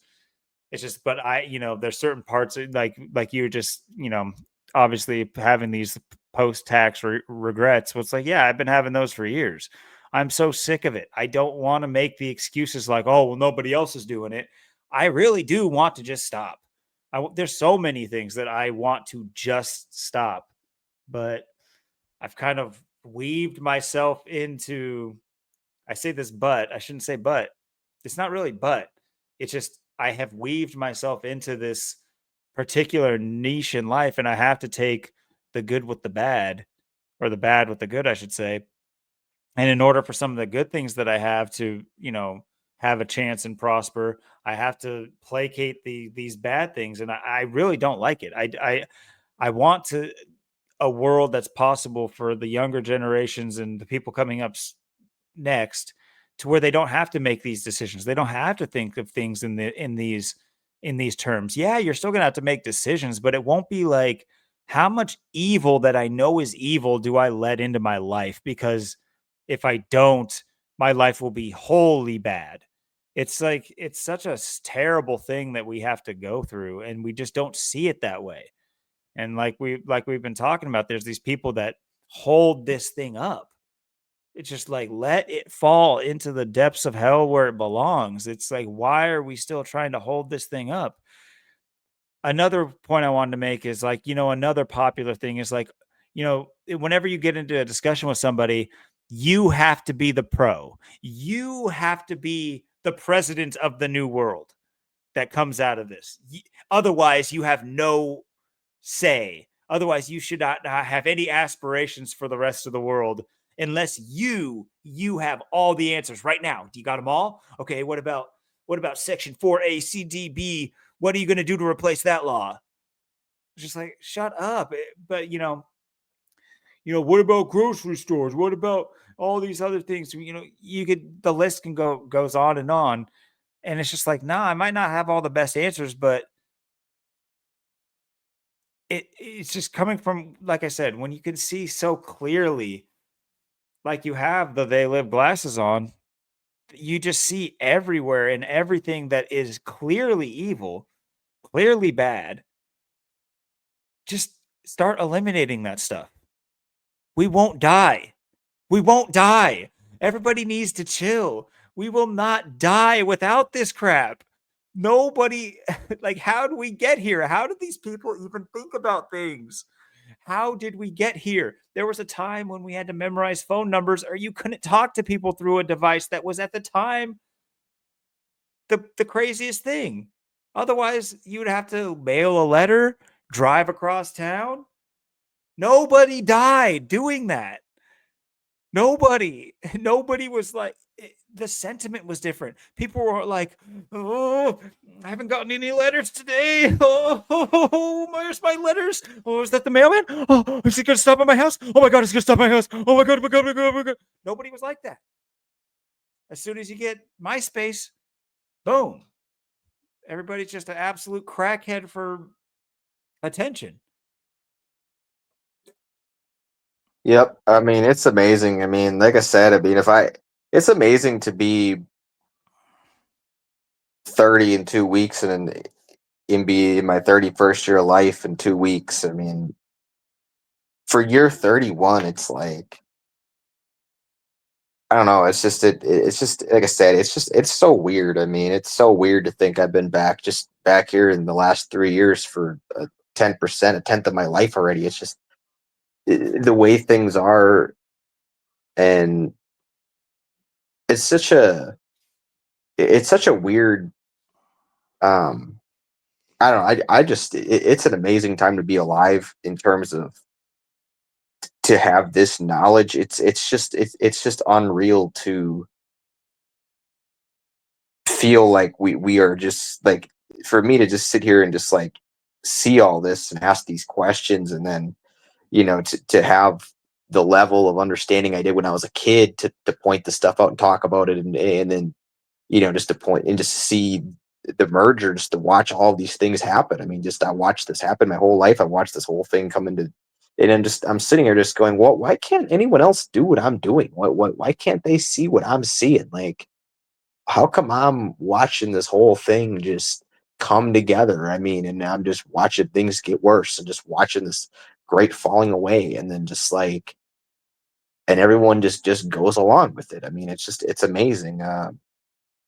And just like I said, just how things have changed. I mean, you had things that used to work and go together so well. I mean, it's like I was saying, how did we just like that just give that up and get away from all that? Like, where does that even come from? Like, I mean, nothing makes any sense. Then you have all these people too that just, um, especially when I was younger, because I was pointing all this out and be like, yeah, the future's, it's gonna be, it can be bad. I mean, it's gonna get worse, and all this technology is not good. And then what I was thinking, what things would be like and how things turned out, and then to see where we are. I mean, it's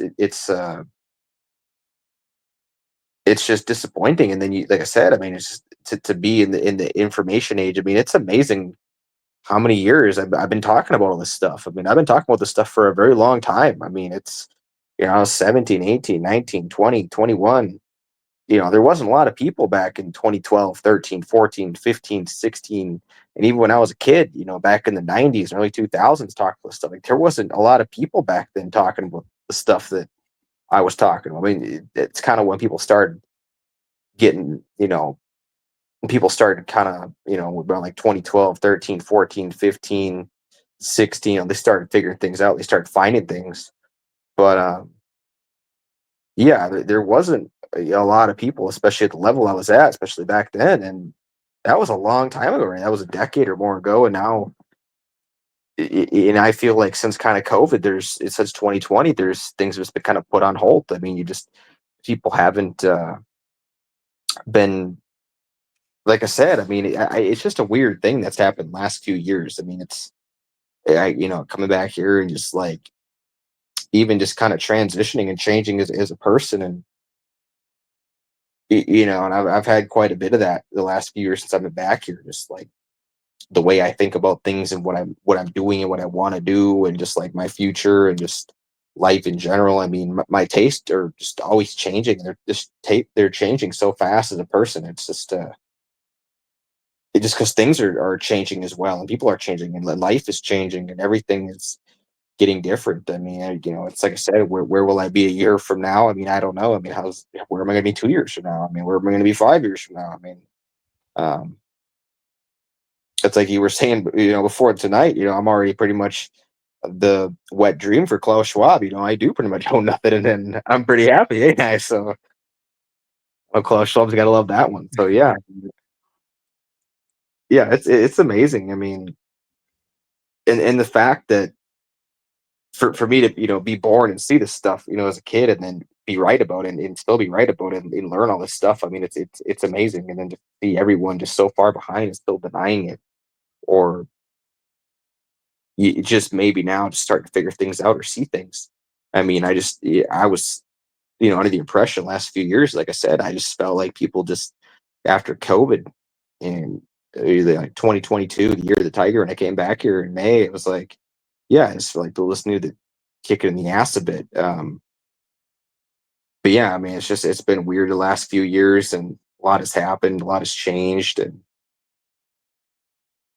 it's amazing to be in this position right now. I mean, there's so many things happening, coming to a head, and then to be, like I said, to have had this knowledge for so long. I mean, it's going to be, I've almost known Zach and stuff, I think, for like almost 11 years now in gematria and stuff. So it's, yeah, for me, I've been around for a very long time. I've been in tune and touch with the stuff for a very long time. And um, it really pays off. I mean, all the research and stuff. I mean, it's just like you have all these feelings and questions when you're a kid, and then um, you do all this research, and you find out what all that was. I mean, if you just piece it all together, you put it together, and it's just it's amazing when you can do that. And most people uh, can't do it at all. It's just, and there is that sense, like you said, where um, like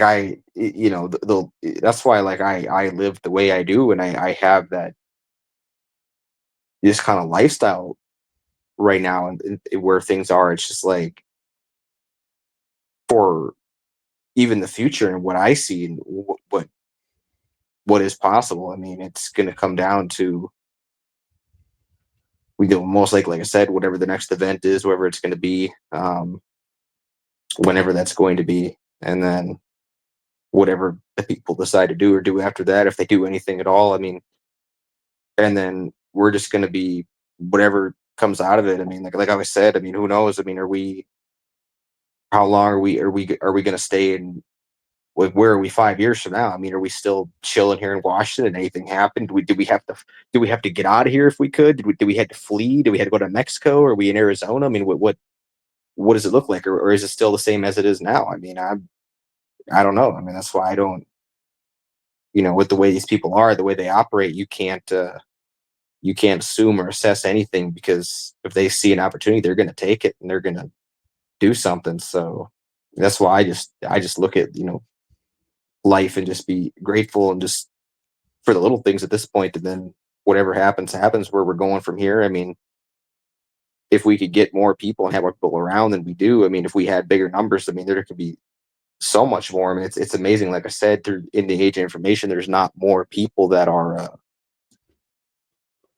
figuring this stuff out or seeing through it. I mean, even if they do, it's like they kind of, I don't know. I just maybe feel like some people are just keeping it to themselves. They're not really letting it out. They're not trying to find that group or community or people.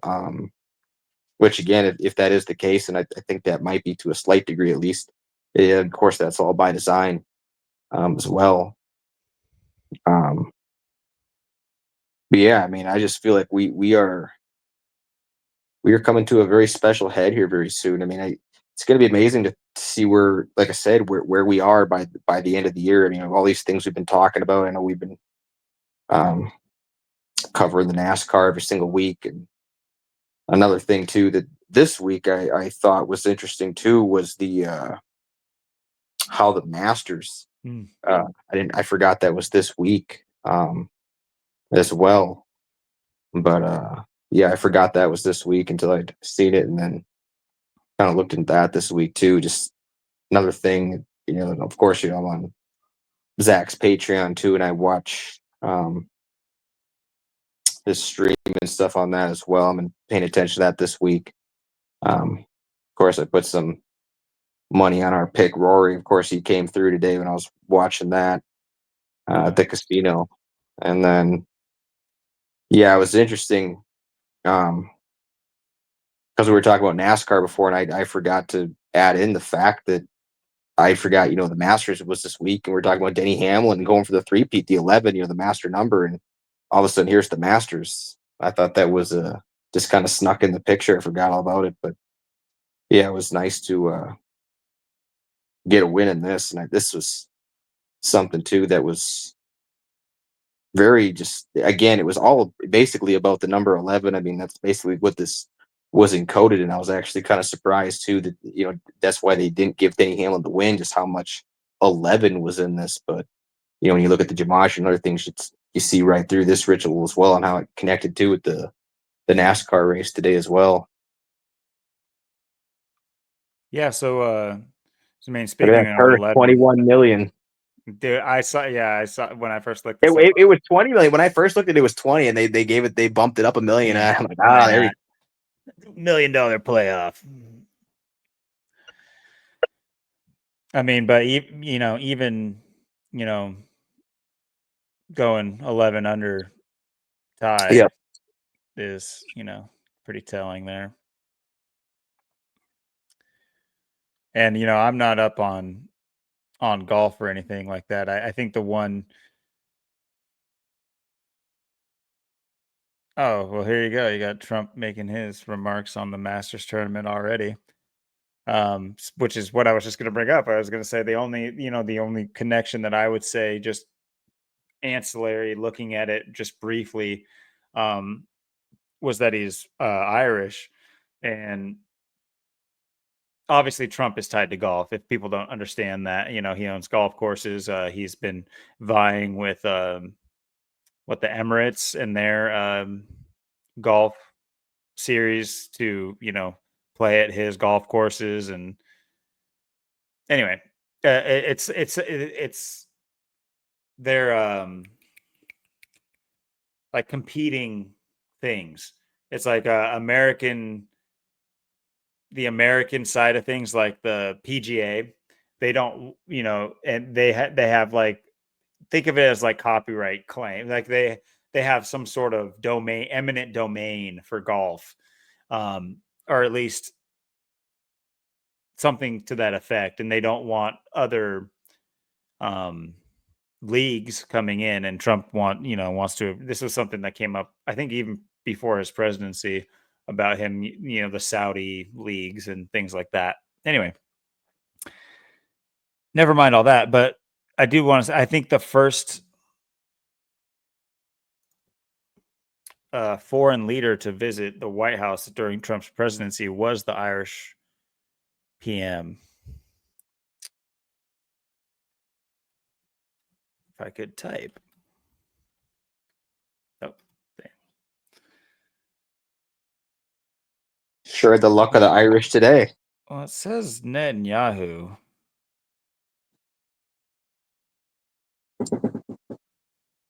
Huh.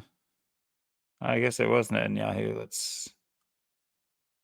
I know he did early on, so maybe not the first then. Okay.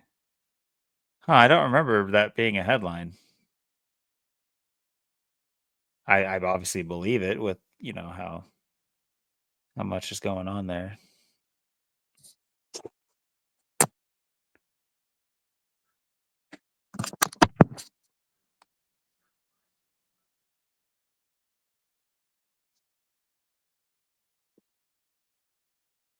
I don't even know how to read this. This makes no sense. Anyway, huh. Oh, maybe I should clarify. Huh. I swear, like early on, because I didn't really understand.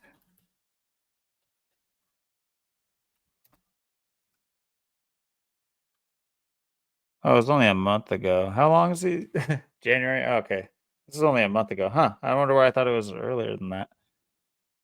Well, maybe there was something in this.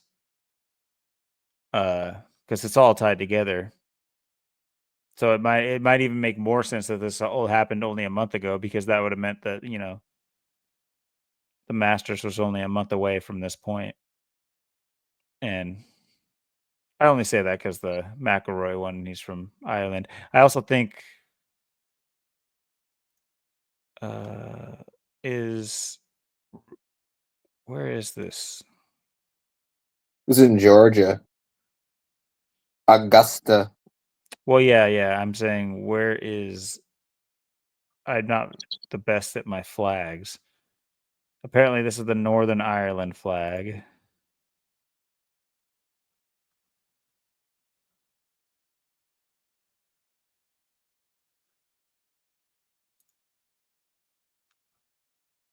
Oh, that's the English flag. It looks. I'm so used to like the longer. I would have known it if I saw that flag, but just seeing it as a square was kind of throwing me off. A British English gentleman. I'm McRory. What's interesting, too, is just that Northern Ireland has the Jewish star in their flag. For those that don't know, there's actually quite a lot of flags with. I say the Jewish star. It's not proprietary. This shape is far-reaching, and who knows the original meaning of it. Honestly, I'm sure people do, but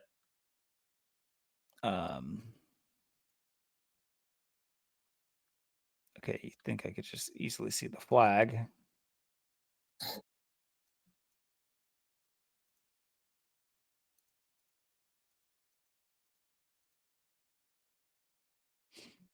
Here's the crest, but there's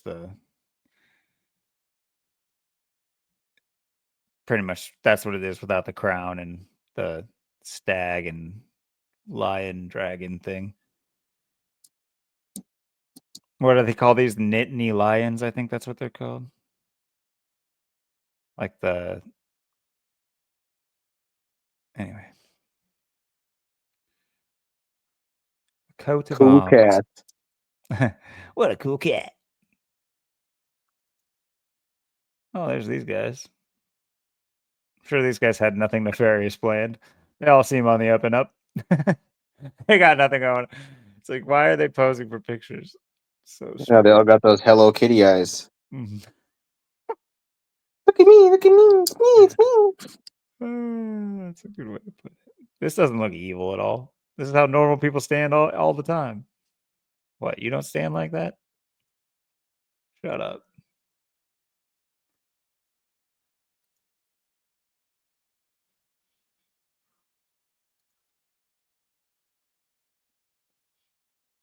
Huh.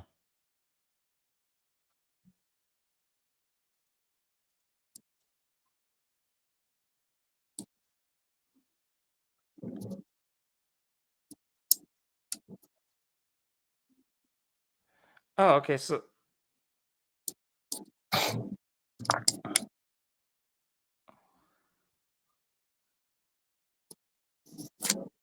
I did that. Have I not ever known this? That's so strange that I didn't question that. Is Belfast in Ireland? The same Belfast that, or am I tripping? Or is there multiple Belfasts? Because didn't something happen in Belfast? It kind of sounds like Balfour, and we're talking about the Jewish Yeah, insignia in their flag. I just thought of that too with the whole, but that we know Christopher Bell's fast. Damn,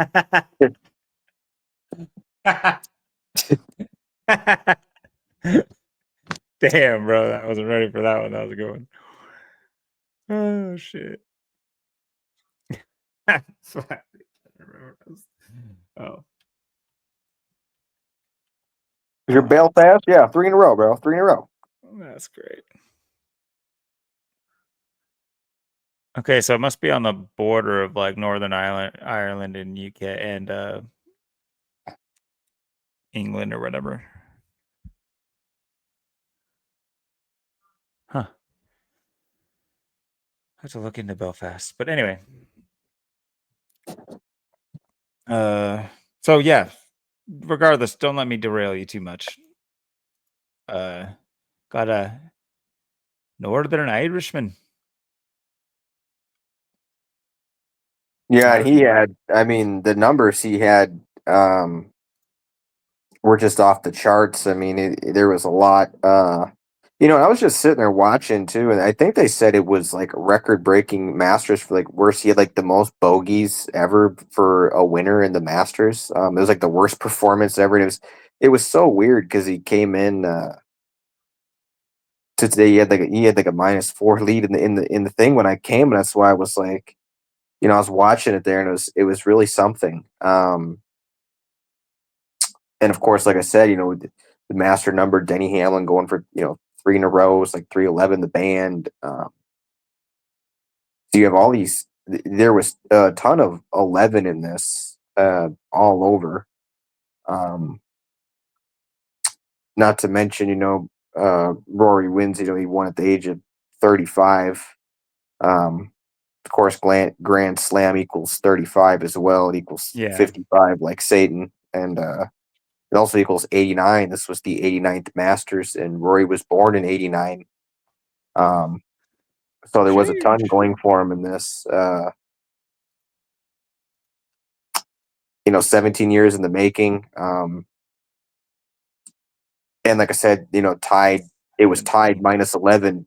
Going in overtime. So, go figure. And then, not only was it tied -11, but it was 11th playoff overtime since 1979. So since 1979, this is the 11th time there's been an overtime in the Masters. So for another 11. And Rory also got his 29th win. 29th win, and it's 29 is the first number with 11 numerology of 11. Not to mention the 11th playoff in the last 47 tournaments. And, of course, 47. It's just the last or 11th playoff overtime in the last 47 tournaments, and 47 breaks down to 11. Mm-hmm. And it was his first major win in 11 years as well. So that's another 11. Yeah, he didn't start off and finish the tournament that well. And what also was interesting too was speaking of the 89, when he was born 1989, that was also the year of the snake, just like 2025 as well. I haven't thought about that. Yeah, that's what's really interesting about this. So year of the snake to year of the snake.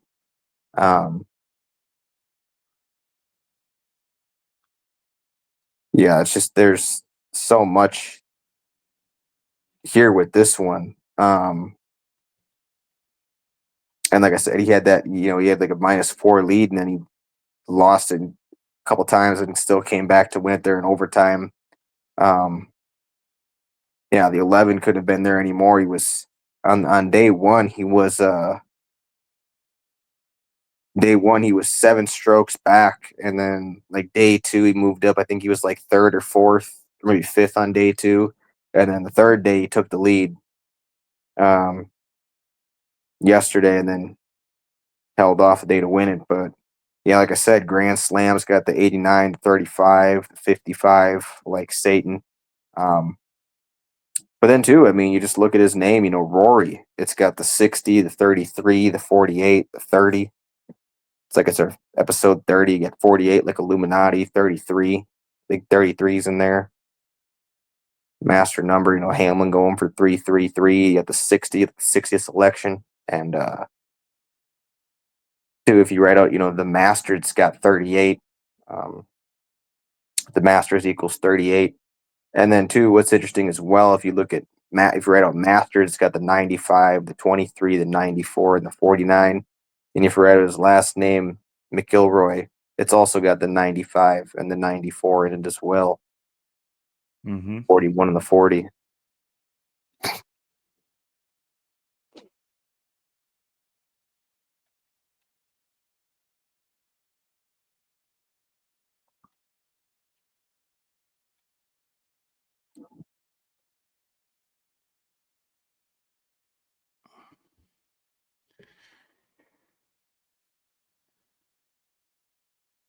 Interesting. Let's look at birthday is May 4th. 5-4.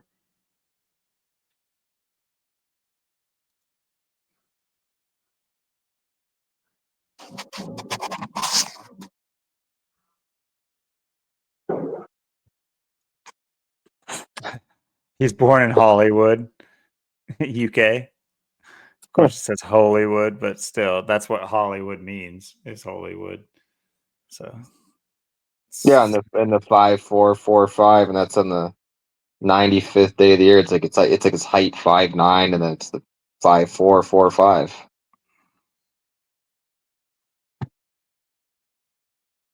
You always got to have the numbers.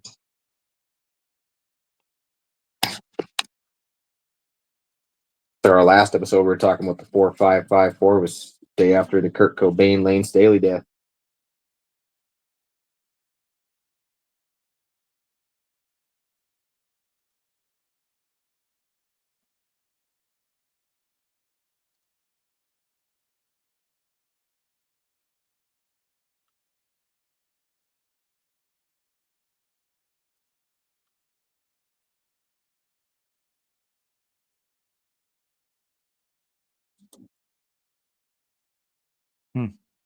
his birthday is in 21 days, and the purse was 21 million.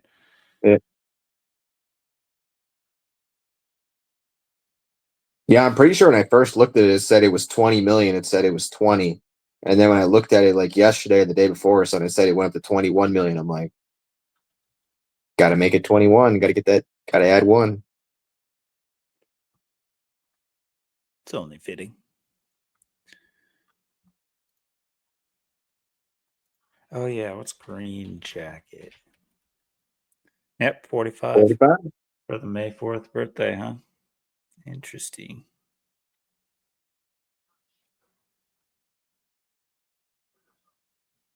Same Zyper as the ring, 45. Nope, 65. Kurt Donald Cobain. No getting away. Kurt Donald Cobain. It's just Rory again. Oh, there's that 23. That's what that. Rory's 23, like the Masters, or Masters, I should say. Rory. Is his name spelled with an R, or is it an I or a Y? Why? Oh, it's a Y. At least everywhere I've seen it written.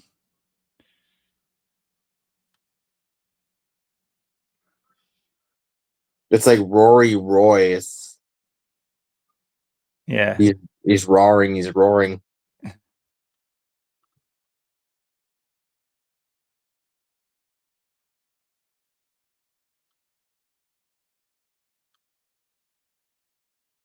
Does he have is that his full name? Does he have a full, or Rory Daniel McElroy. Daniel.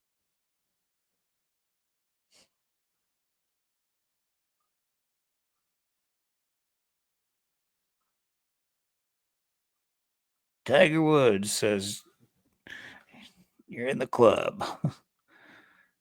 Oh.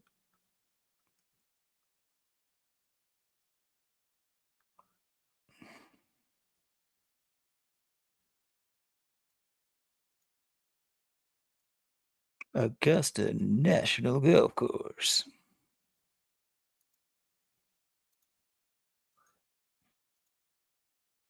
Another 99. Yep, 144.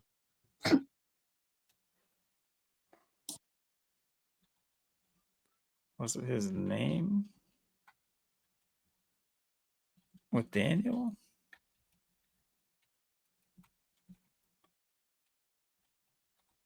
Yeah, his name equals 99. Double 99. Yeah.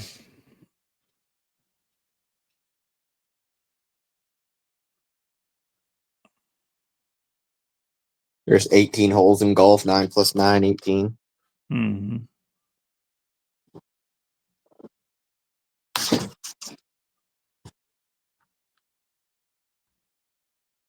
So they do 3 9-hole courses over 3 days. 4. There's 4 18-hole. Okay, they're 18. courses. Okay, I was gonna say Yeah. 9 seems a little short.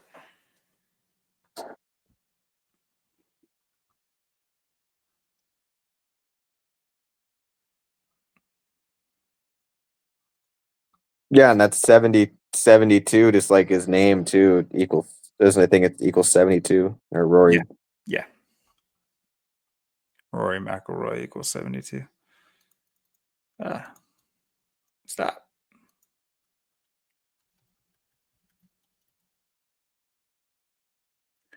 Lots of Jesuit numbers there. Big Jesuits. That May 4th birthday, it's hard to imagine he won it.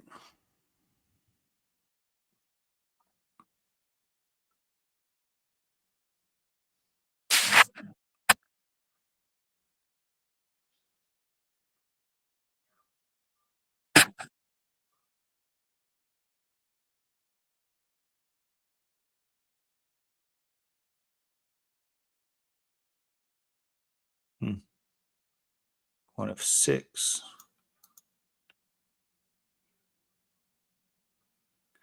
So there was 5, and now there's 6.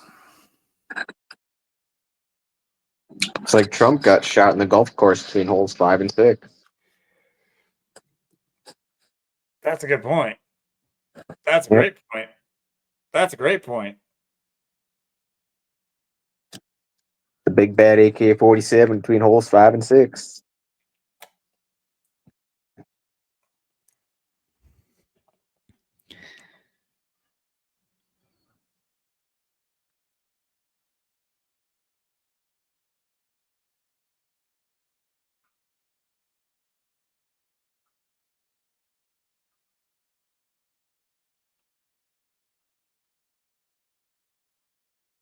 Sports person. Oh, he lives in Florida too, in Trump land. Jupiter, Florida. Interesting place.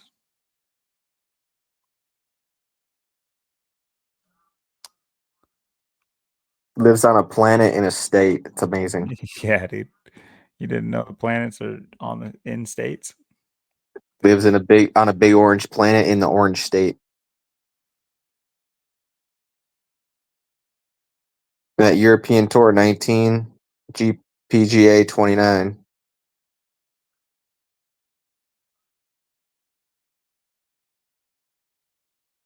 No, this is 54 wins. There it is, 54. Just like last week, it was 54 years of Kurt Cobain and Lance Daly. And the week before that, it was Denny Hamlin's 54th win, was it not? On April 4th or April 5th? or last week? I think that was his 55th, and then he won his 56th. Oh, okay. Okay. Yeah, he was going for 57 today.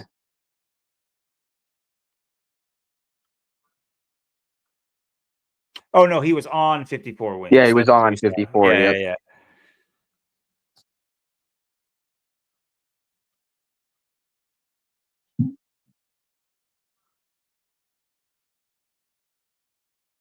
He was playing golf at 9.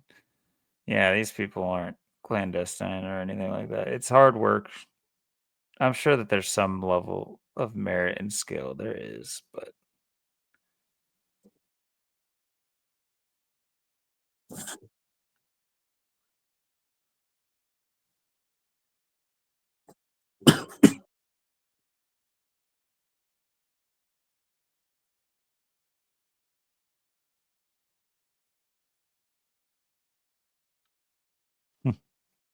I'm just looking at the pictures. I'm not reading fast. I could care less. But You're going to win the 89th Masters because it's a great number. beautiful number. A beautiful number. Quite frankly, the best number. Because you're the best golfer in the world. That's why you're the master.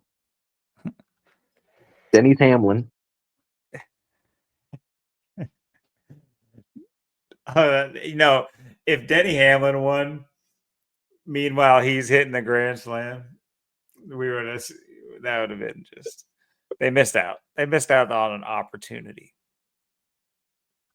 Yeah, I mean, there couldn't have been more 11s. I mean, it's just filled with 11. I mean, 11 is just always encoded with the Masters, and this year wasn't any different. It was more 11 than ever. I mean, it was just crazy. Oh, was I spelling his name wrong? Okay, maybe I was spelling his name wrong. His last name. When I saw it spelled out the other way, wait, is it? Oh no, it's spelled wrong on this. You see that? They spell it with 2 L's right there. Or a capital I. Huh.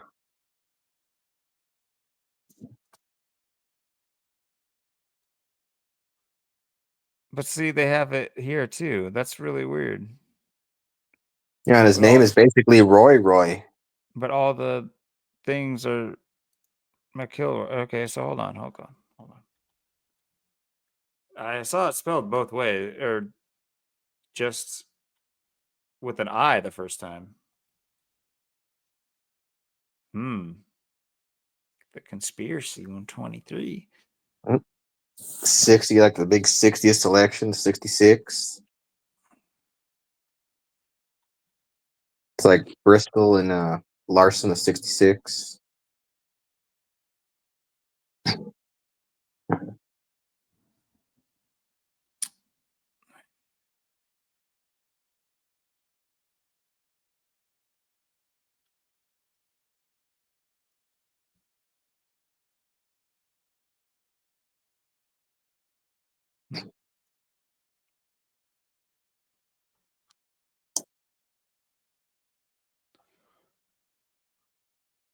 What's just McIlroy?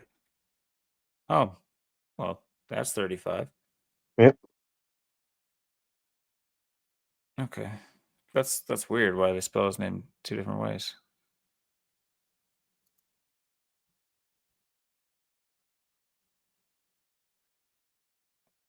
Maybe it's not spelled different. I think that might be a capital I. Yeah, because I think it's MCIL Yeah. and then Roy. It's just they capitalize it as if it's 2 different names mixed into one. Okay. All right. I think so. Okay. That's strange. Just the way it appeared is strange. Okay. Yeah, it is just a capital I. It's our boy Roy.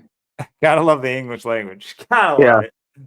I mean, it's even made for the computer. It's made for it, like coding, and yet it's still they can't make the I and the L look different. So we know it's just so stupid.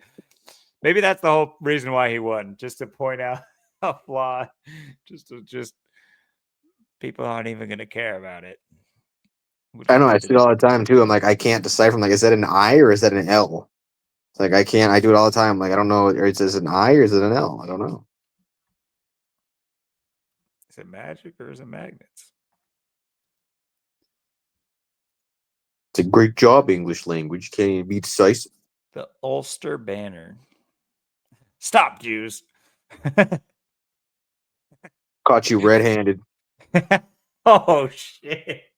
Oh shit. You know, we could sit here and make jokes all day long, but like, dude, I come upon these kinds of like images and things that have little jokes like that in them all the time. All the time. First of all, what do they have to do with like France? Isn't that the fleur de lis? Isn't that from France? What, did they have a French queen or king? Did they mix with, they probably did, because like England did too. Ulster banner. The right to bear arms, people. Here's your bolster banner. Ulster equals 95 and 23. Rory equals 23.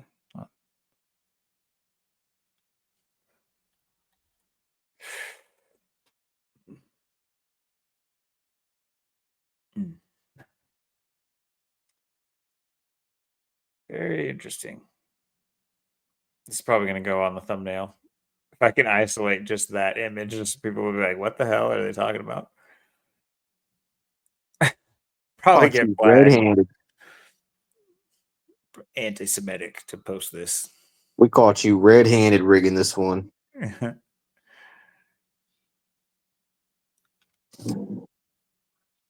like red-handed masters. Some birds on it. Of course, you got the Templar cross in there too, obviously. Or what do they call it? I think it's been called the Hero Cross too.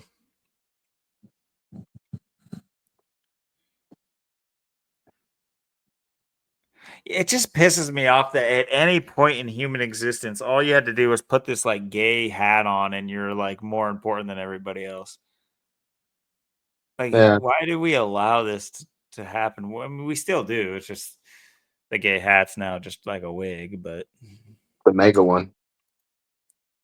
well, there used to be a lot more mega wigs. Weird. They love that red hand, don't they? Yeah, they do. That's like some Lord of the Rings shit. Like there's the white orc or whatever that puts the red hand on him, on his head. That's Sauron or whatever. That symbol of Sauron. Or Saruman. One of the two. The Union Jack. You ain't in the Union Jack?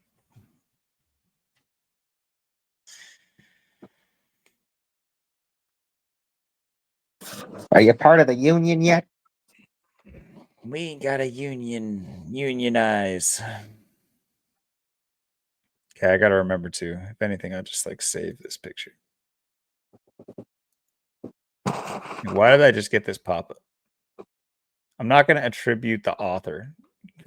Go blow something. Loser. Imagine a country's flag. Someone's like, I made that picture. It's the picture's special. I made it. Like, bitch, I don't care. It's a picture. It exists in the world. I'm gonna use it. Who cares? Like, this world sucks, dude. This world's so stupid.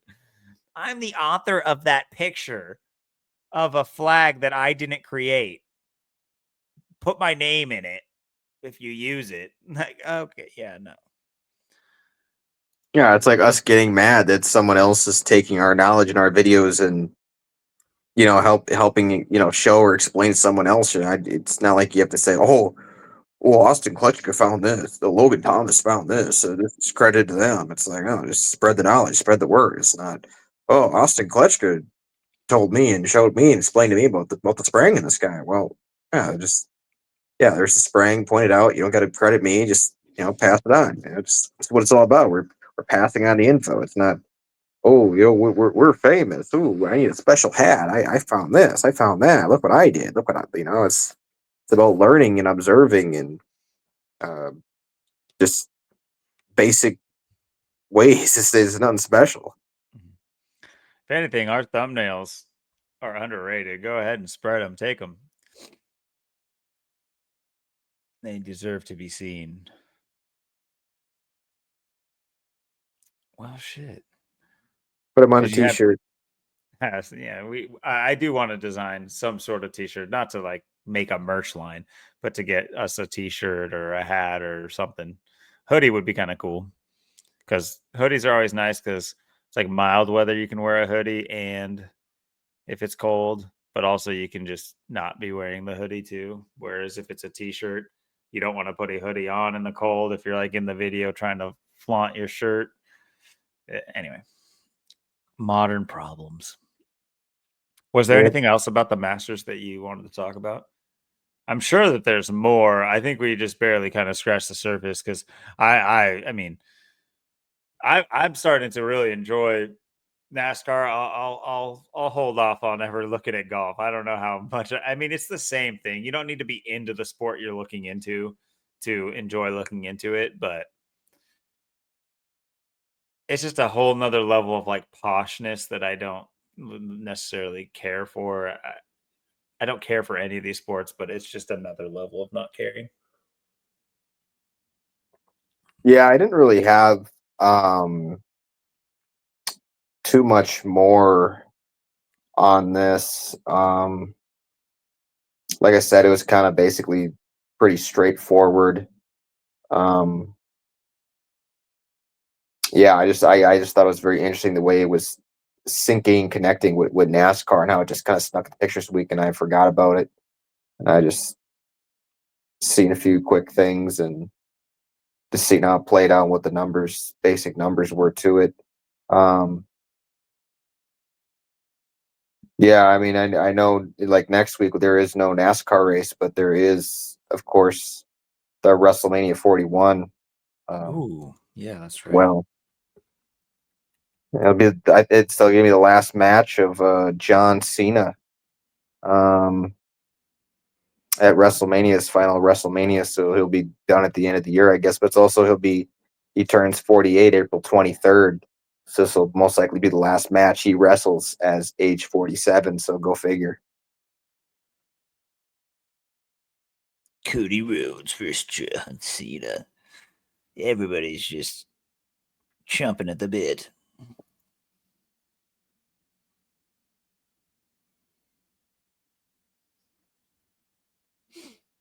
Yeah, that's be real interesting looking at this next week.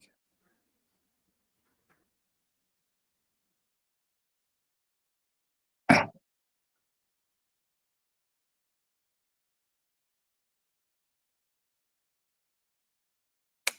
Vegas. Las Vegas. Vegas.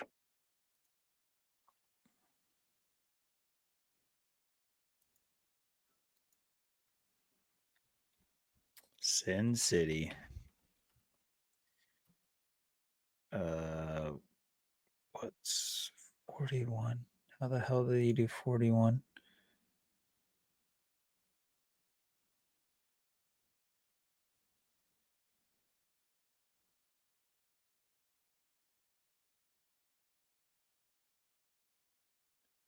Is it really just XXXI? XXXXI?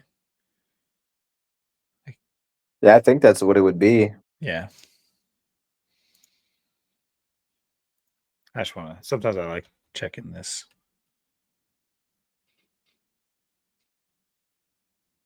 In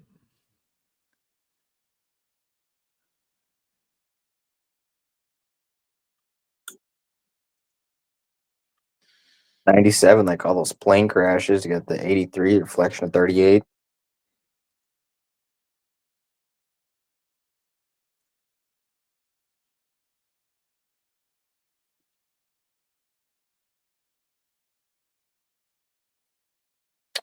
Oh, and they're taking in the Raiders stadium. This is one of those ones I looked into because it's like a niche thing that I don't know if a lot of people know about. But this is the first stadium to adopt a wholly renewable energy. So keep that in mind for the eventual. They love showing in movies the like grid going down, um, power outages, Batman. The floor falls out. Um, I could be completely wrong too, and it'd be an older stadium that they use to okay the infrastructure for the rest of them. But sometimes that's not how they do it. Sometimes they build their toys or what looks like their giant toy really just it's a decoy. It's a thing that, money's no real thing. Like to build this and to tear it down is nothing to the people that can do this. The time it takes to do that is really not important. It's I I'm not going to go too deep into explaining that, but um for this state of the art facility to be the failure point is very, it's just as likely as the old ones, in my opinion. But it's super tied to it's all PGE, it's all or GE whatever, and it's all it's super tied to Edison. Like I remember when I can't remember exactly what it was that I was looking this up for, but it definitely was like tied to Edison. So they like doing their um, Edison rituals with the Raiders and their new stadium. But anyway, Allegiant Stadium. Where's your allegiancy lie, eh? Where's your papers? I don't know what I'm 60, doing. like a big 60 selection or reflection of 201, 102. Where, all eyes on Las Vegas where the Teslas are blowing up in front of Trump Tower. Yep.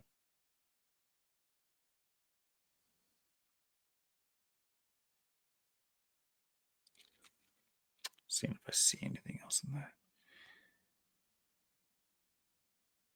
Let's see. It is on April 19th. Okay, it's December 17th, right? Yeah, I remembered. Hell yeah, dude. Let's go. Popey. Popey. Poopy popey. Probably was. I'm sure it sucked to have to take care of him. They should have had his sister take care of him. She's the only one that. Yeah, it's like that's a caretaking job I'm not taking. That's what Yeah, I'm not doing. I don't want no poopy popey. It's a bad exactly. poopy popey. That's exactly what we're gonna get. Oh, 123 days later. There you go. It ends on 420.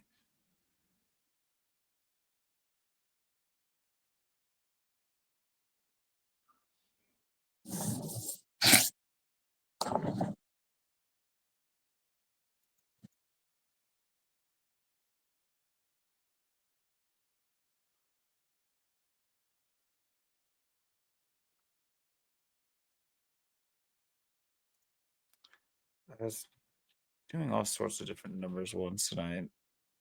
Yeah, that's right. Papacy has the 28, 26, 62. Like, God has the 26. Perfect number, perfect number's 28.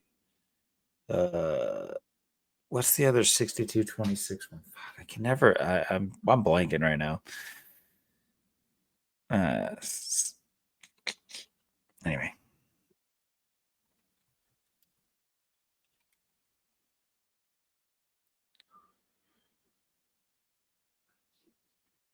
What day of the year's 109th day of the year? 9th to 110th, yeah. I was at 11 again. Ends on the 110. 110, Which- like William Which Nirvana. by all accounts, this would be the more important day too. Which it it couldn't just be one day though. They do got to they got to have this April 19th special day for them. Yep. Crossing over from Aries to Taurus.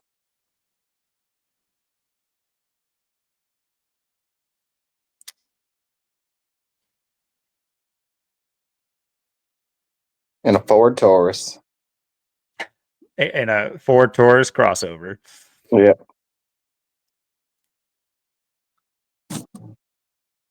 Oh yeah, when's Easter? I think it was today. No, it's next week. Next week's Easter. So yeah, next week is Easter Sunday is on. So this ends on Easter Sunday. It's going to be a real big 420 Oh yeah, that's special right. then. Yeah. If Easter's on 420.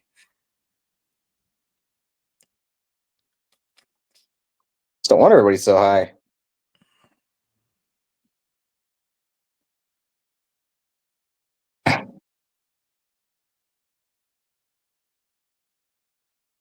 High on Christ.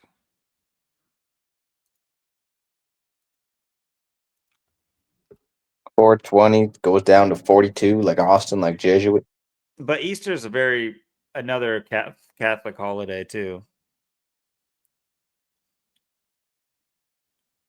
It's all, I mean, because people got to realize that Catholicism comes straight out of paganism, and yeah, you can make a separation and talk about Christianity.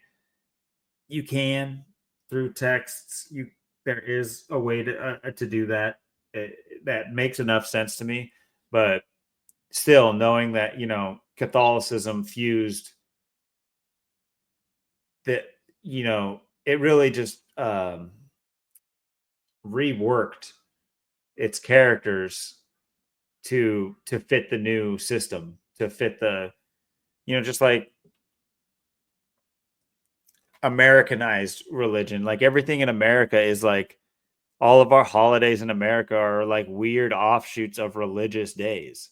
And we just don't sell it. We instead we just put a big,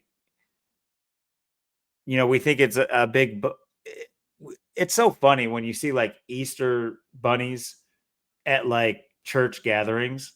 It's like that's like blasphemy. That's actually like taking away from what you guys perceive the holiday to be about in order to celebrate the pagan fucking holiday. The whole reason it's a bunny is because it's a not saying that this was it's just a what the hell is the word? Fertility holiday. That's what it's all that's like, I think it's there's a thing for humans to aim towards having their kids at a certain time of the year for the best development, for the ease of the parents and the child. But anyway, or at least consummating their coming into this existence is usually around spring and Easter. But anyway, just like you spring up. But anyway, just like I'm just getting sprung. Spring into action. Boing. Springing into spring.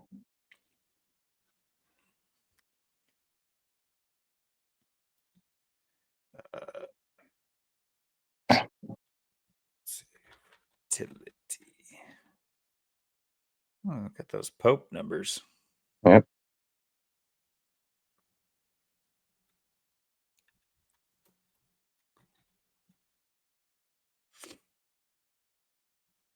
Catholic churches. Yeah, 69. And 75 like order out of chaos too. Anyway. Let's see. That's what I was going to do. Easter Sunday fun day. And his name is John Cena. I can't believe John Cena became like is he actually popular, or is this just one of those ones that's propelled in front of everybody? You know, it's so weird when he first started and he came in, dude, just the way he looked. He had like long hair and stuff, and he was like, um, when he first was like coming into wrestling, he was like on like tag teams with like Sean O'Hare and stuff. He was like that was like his like the mentor, like the bodyguard of it, and like he was like underneath them, and that was kind of like how he came up, and he had this long hair, and it's just like he had this totally different like. It's so weird to look back at that and then to look at what he is now, and it's just like, man, they went with this guy of everybody. 223.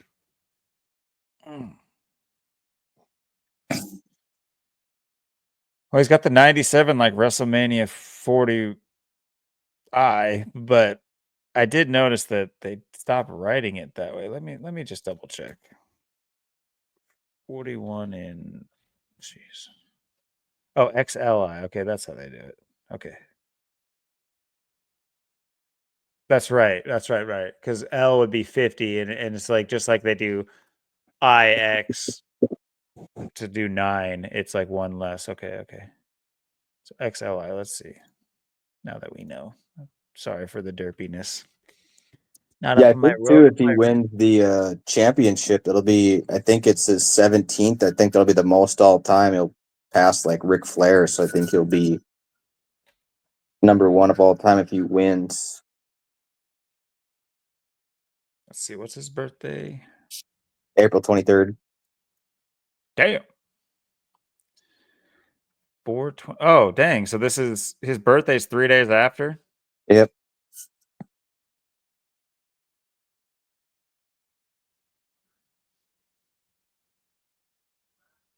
Uh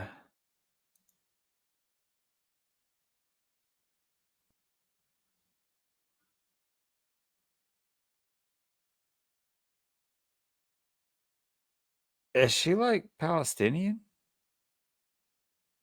Oh yeah, they always meet anytime it's like an Indian like spouse, it's all like they met in Canada. They always say that. She's like, "Yeah, that's not what I'm asking though. Where is she from?" She's Iranian. Okay. So, relatively close. Dude, she has Sharia in her name. Interesting. She worked for Billy Goat.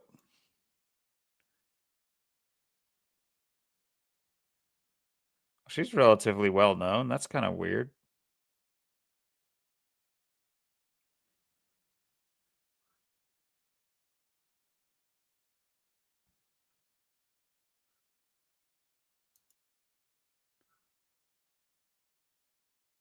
All right. Anyway, stay focused.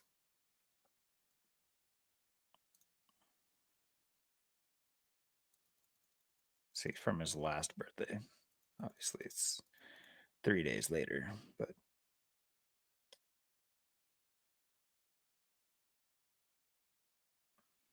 he's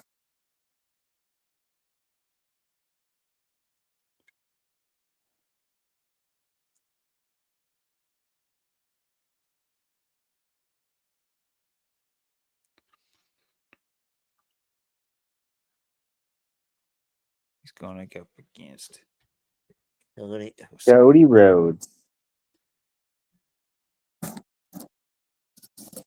Son of Dusty Rhodes.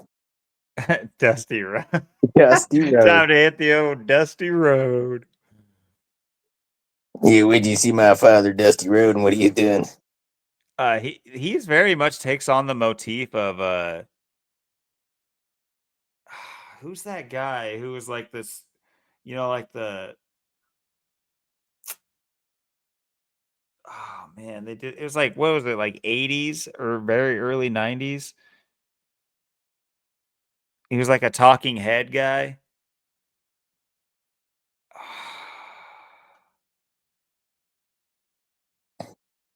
Damn, I'll think of it. June 30th. 6'3". There's a Look at it. But is that his weight? 222. Order out of chaos. on the dot. What the fuck? Cody Garrett Runnels Rhodes.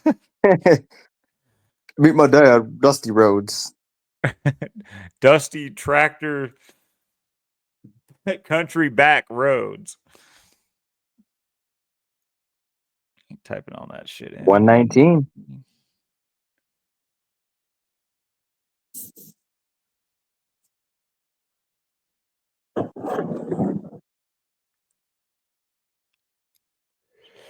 $119, 119th day of the year, April 29th coming up. Yeah. Let's see. Oh, it's just Cody. Well, Cody equals 47, like it's seen his age.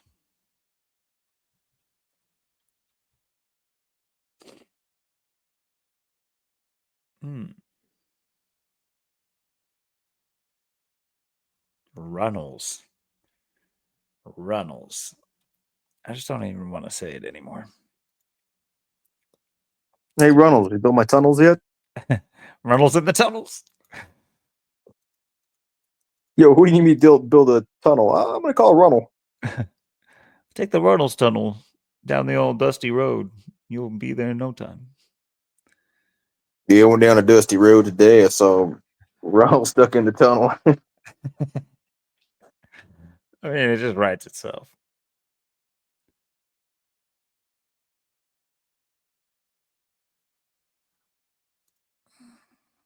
Dusty roads. Well, it's funny because John Cena equals 34 too, and it's 304 days, like 34 in numerology. 10 months even.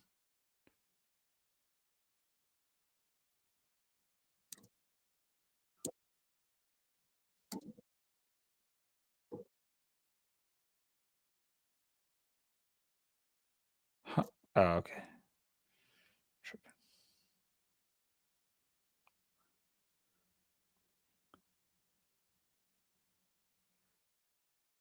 He has a date. His birthday has a date numerology at 34 as well.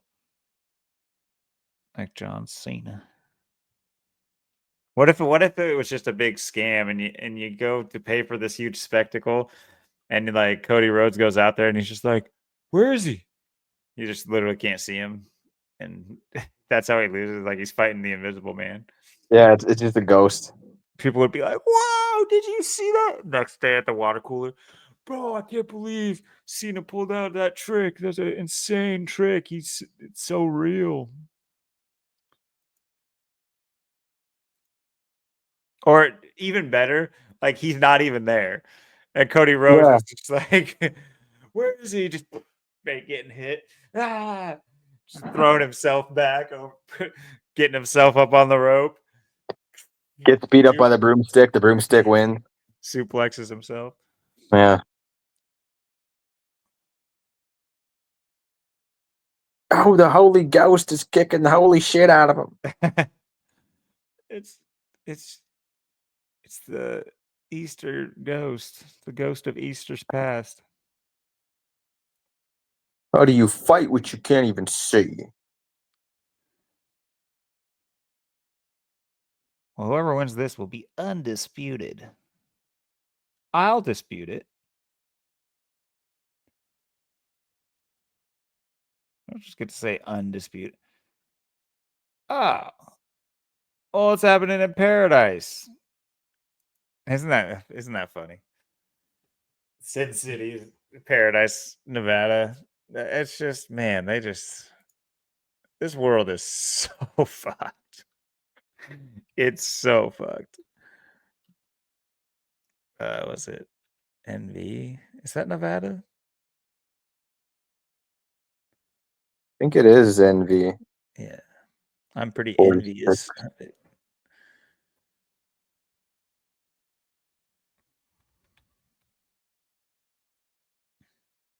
$120. I'd probably have to know more about this to really like dig into other than just date numerology and their names. There's probably something like I'm sure that there's people that died for this.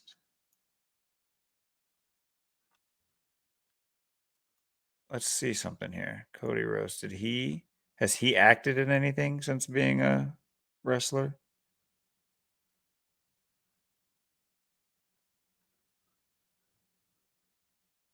He's been in it for a while now. I know that.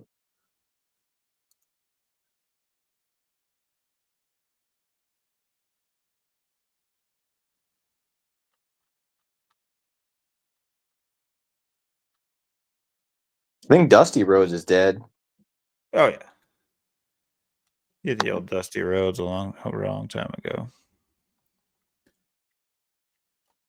They weren't blacktop back in my day. They were Dusty Rhodes.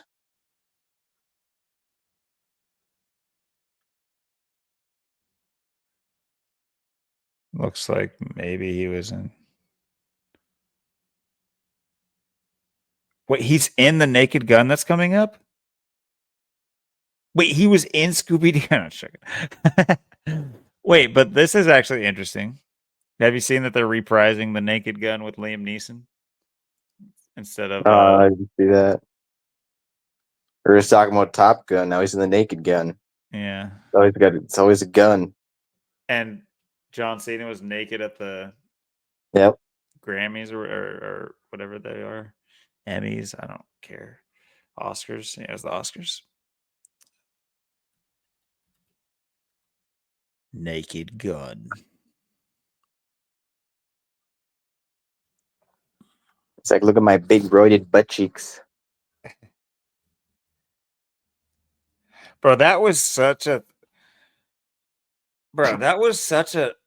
it's just disgusting to see. Like for other reasons, like John Cena's body is strange. I'm not trying to sit here and be judgmental. That's like there's definitely I'm sure I wouldn't have looked that great doing what he was doing either. But I'm just saying it was a spectacle. It was like a uneasy. There's just like an uneasiness with that whole thing. Obviously, it was fucked up. Him just being, pretty much naked and like it's so funny. Jimmy Kimmel from the Man Show is just the biggest bitch. And like he's constantly crying every other episode about like stupid political stuff and Donald Trump and just gay stuff. And even though he like got his start by being like a brash guy's guy, now he's staring at John Cena's dick on stage at the Oscars and pretending to be like happy about it. It's like, what is going on? What? I mean, I know what's going on, but who wrote like people think that people wrote these sketches and they're just like real people and these are just like normal things that these things happen and it's just like wake the fuck up. How do you think that? This is a sign of absolute degradation of our fabric of our society and it's just as bad. I would say it's almost just as bad as the whole Will Smith slap. That he was slapping you. He's not. He didn't touch Chris Rock. He slapped your stupid ass. And like, just dude, I don't know if I remember telling you, but like the next day, dude, I was focused. I had to go to work, and there's only a few people that I could even run into, and I knew it was huge. I mean, dude, it was every video. I didn't care about it at all, but it was just being lunged at me. Chris Rock, Will Smith, Chris Rock slap. Oh my God, did you see the slap? Oh my God, did you see the slap? But when I went to work the next day, I was like, please don't let it reach me. Don't let it reach me. There's like a max 3 people that could even talk to me. And so those 3 people also have to care about the Chris Rock slap. Please don't let it happen. And of course, just the other cook that I worked with who came in, first thing is like, it wasn't even first thing. It was like normal. It's like, sweet, I'm gonna be able to avoid this garbage. Then it's just like, bro, did you see last night? I'm just like, no, no, you can't be that stupid. I'm about to slap you as hard, like, I'm about to slap you as hard as you think Chris Rock got slapped. And we'll see we'll see if you just stand there and act like nothing happened, because nothing did happen, because you won't. You'll be on the ground. Get down and out. Out of you. I was so pissed when he asked me about that. I was like, dude, no, I don't care. What are you talking about? No one got slapped, you idiot. I didn't say that. Yeah, what's so interesting too is John Cena's ending his career here as a heel too. He was always a face his whole wrestling career until just like recently. So he's gonna end as a heel or a bad guy. Yeah, what's that arc look like? Do people like not? Is it the whole like? It was part of him becoming a bad guy. The image of him being like sold out to China, was that like all part of his character? I think so. I mean, it's weird. He's got that, or I don't know. He's changed his look a little bit. He's just, I don't know. He looks so weird now. I don't know. Bro, he's always looked weird, but yeah, his head is something else. Like, bro, what is that? It's like symmetrical in all the worst ways. I don't know. What is his neck and his throat even doing? Like, what is I all was that? gonna say, would he have a tracheotomy or something? What even is that? There's a lot of things to question. He honestly's always been a weird looking dude. He looks a lot like who's the guy that has like 10 movies? Oh god.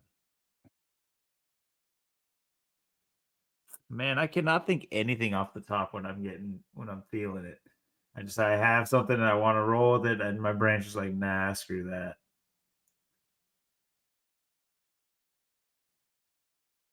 Oh my god, there's like 10 movies. It's like blank goes to prison, blank goes on holiday. They're actually pretty funny movies. Ernest. Here, let's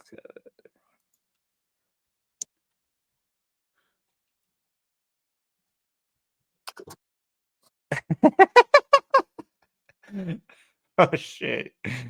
He really do be looking like him though.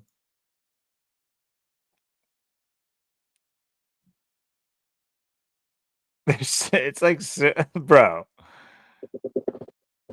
Can I not like move over? What is with my browser right now? Okay, stop. Oh my goodness. Like, hold up. Oh, what? What? It's bigger in the actual picture. Oh my goodness.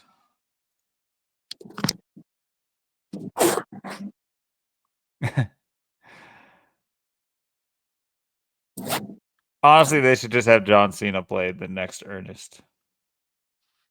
Yeah. Have you ever seen any of these movies? I don't think I have. I think they're pretty quick hitters. I think they're only like tops an hour and a half. And they're really stupid, but they're pretty funny. And I almost guarantee you those people are like Masonic. I'm sure that there's a reason to make those movies that they were making, because wasn't to make money. They didn't make those movies to make money, so some other reason.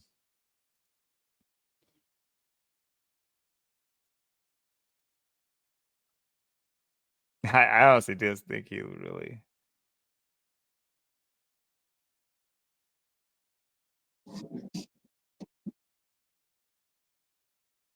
So that's what they call. Is it like a wrestling term or an acting term to be considered a heel? I've never heard that before. Yeah, it's the heel is the bad guy and the face is the good guy. You're a heel or you're a face. Speaking of Masonic, he's going for his 17th. Yep. That'll be the most of all time too if he wins. Mason equals 17. Grand Lodge 17-17.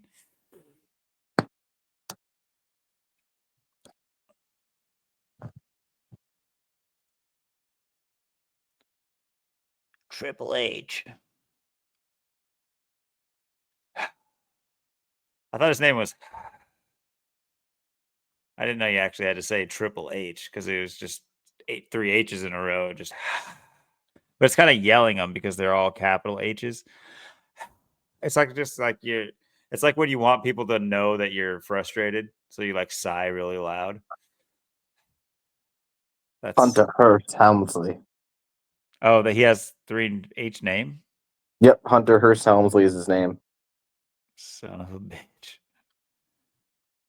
It's so weird seeing him too. He looks so weird too with that short hair. So used to see him having the long hair. John Cena used to have long hair too. Yeah, Triple H had the like always wet hair. Spit in his water. Yeah.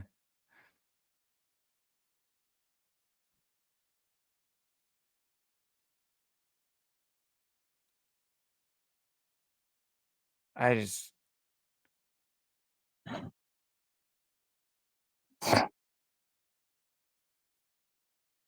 don't even understand what's going on here. Like these movies that he's been in, it's just like, what?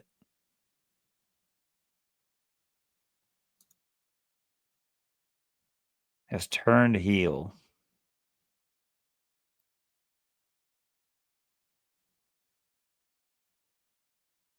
I'm a bad boy now.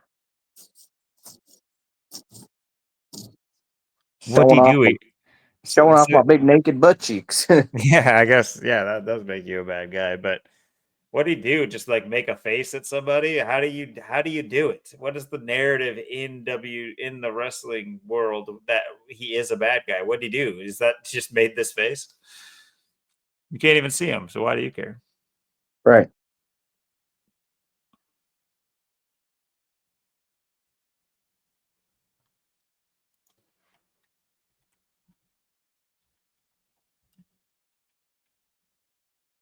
Wait, what? Wait, what?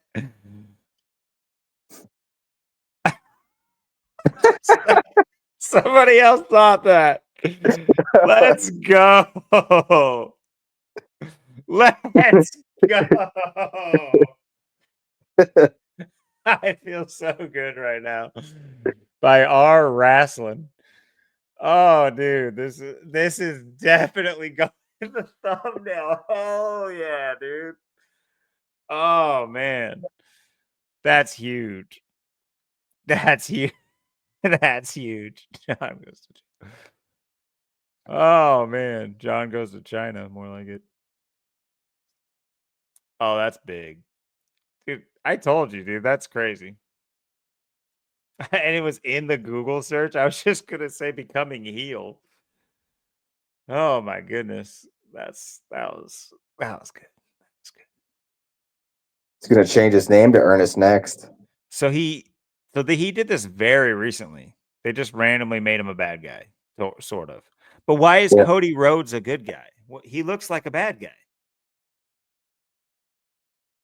I know. I never understood either why someone has to be a heel and a face and a good guy and a bad guy. And because a lot of times what happens is the person that's the bad guy, people end up liking them or cheering them on. So it's like I see why they were having Triple H talk about it because he did. I remember I watched enough wrestling back in the day to remember Triple H was like the good guy against like Goldberg. I almost want to say like when he was like a bad guy later in his career, and maybe even definitely Undertaker, and those are the of those I think even Kane when he was there potentially. Anyway, but Triple H was a good guy, but I remember when he became a bad guy with what's her face, it was like a power couple, like an evil couple that became Stephanie McMahon. Stephanie McMahon. Yeah, all this stuff with all the like backhanded sexual stuff to I'm like, that's literally your daughter. It's like, yeah, you guys are performing a show, but he is doing that to your daughter right in front of you. It's like, this is a weird dynamic, bro. This is weird. But I mean, but you know, all the stuff that came out about Vince McMahon, I'm sure Stephanie saw some thing coming up as a kid. Oh yeah. Heard anyway, he might have had her go to uh, the porn shop for him just to be Yeah. inconspicuous. I'm gonna need a butt plug this big. You're gonna have to take the heat on this one. And Shane McMahon gets a bigger butt plug because he's my son.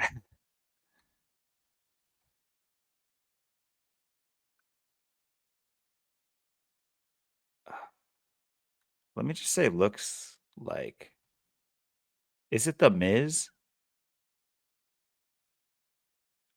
Yeah, the Miz. Yeah.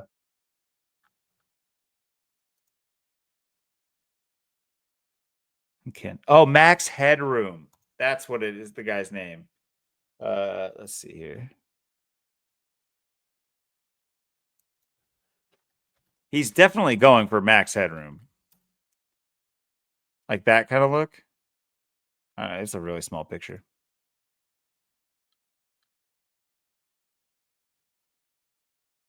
Back when AI was cool.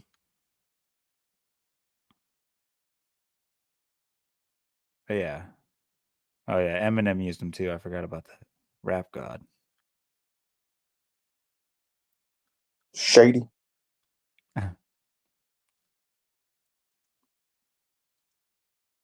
Big Slim. Yeah, I just don't understand. Like, how do they flip that? Do people, would fans of the wrestling even want this as the hero? He looks so dumb. This just looks boring. I'm not gonna lie. It honestly looks boring. I couldn't get behind whatever narratives they have for these two. It looks so boring. Yeah, I mean, I'm gonna have to look into the other matches that are going on too and see I guess who's. we can look at it real quickly though. Call it a night. Let's see. Because I know there's the. I don't know their matches. I know there's the both the women's championships should be on the line too. So there's the Rhea women's Ripley. division.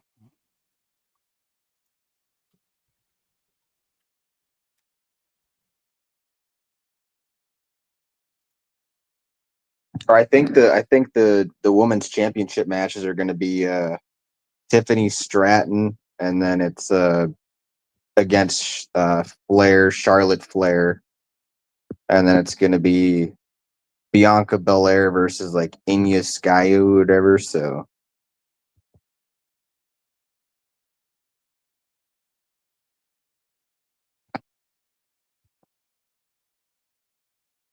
New Day. Oh, they are these groups? Okay, I did not click an X post, but right. Oh, I guess this is one. It's like New Day, like a wrestling group. Oh yeah, tag team. Okay, okay. I see, I see. we're the New Day. Wait, Rey Mysterio still wrestling? Thought he died. I don't know. El Grande Americana. Yeah, yeah, dude. Yeah, Tiffany Stratton versus Charlotte Flair. All right, let's see. Let's give the guys what they want here. Nah. She looks like Michaela Peterson. She looks like Jordan Peterson's daughter. Oh, snap. There's safe search on. Thank God.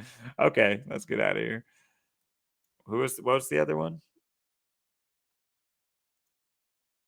She's facing Tiffany Stratton.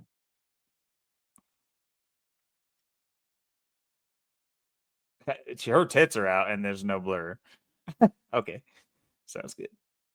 Look at her birthday, May 1st, Yeah, I see 1999. that. Mayday. Mayday. 2 days after me. Yeah, what's so weird is Charlotte's got that April. She's got April 5th, Charlotte Flair, I think, or April, whatever. Yeah, April 5th. Yep.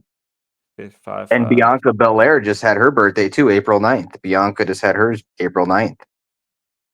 So all the women that are competing, like all have birthdays, like right on top of each other.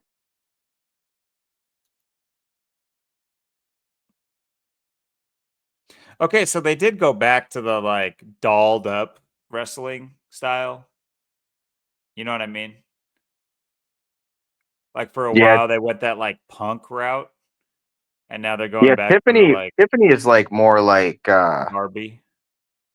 yeah, she's more like a gymnast. She's got like probably the best agility of all the wrestlers because she's like more like gymnastics. That's kind of like how Bianca is too. Bianca's kind of like she's kind of got that style too, but then she uses her hair as a weapon. She's called EST. She beats people up with her hair. So realistic. Oh, okay, yeah, I remember looking her up. Okay, can I get the blur on this one? What the hell?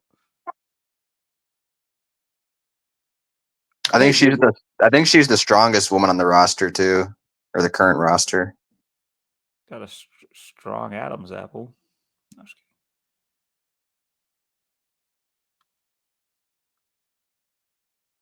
And she's versing Inu Sky or whatever. I don't know when her birthday is, but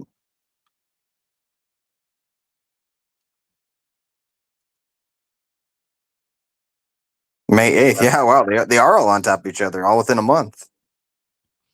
It's We got to crazy. keep the diversity, the diversity up. We got to get the white chicks going against each other because then you don't She's have the division. 119 pounds.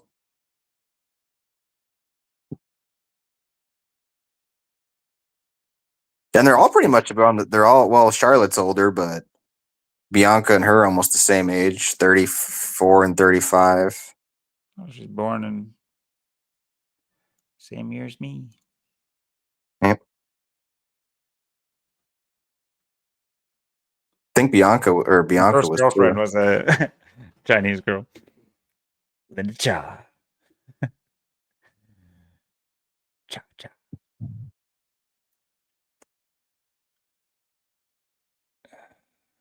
Bianca Belair, the Fresh Prince of Bel-Air. Mm-hmm. Bianca Bear. Was that the whole card? Wait. Oh, I don't mean to keep going to X, I guess. Wait, Logan Paul's wrestling there?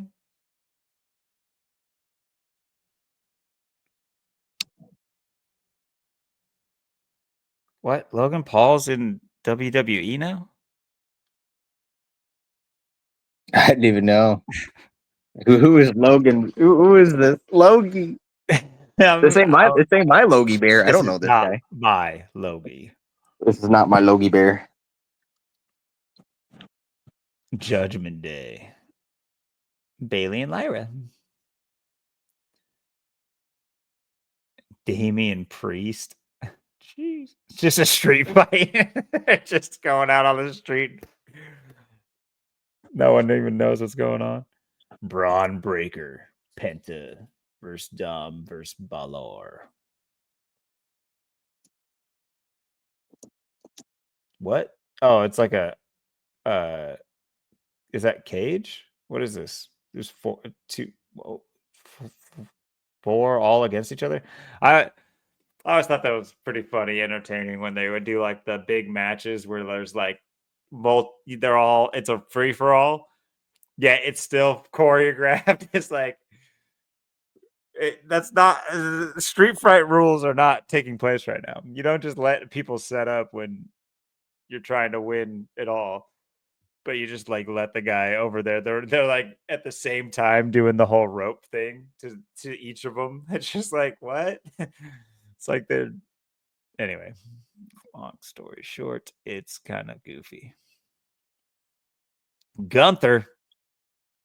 My money's on Gunther. You got this, Gunther. I wish I was there so I could say that to him. Hey, Gunther, you got this. He's gunning him down. He's gunning him. Gunther's gunning him. The Gunther gun. The Gunther gun. This is finishing move. So how sad day when like Rey Mysterio is like obscure in all of this.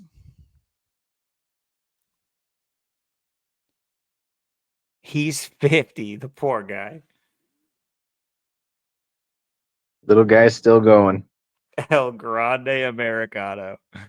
At least it's not racist or anything. At least it's not like going off of geez, where's the blur for this guy? No, I'm just kidding.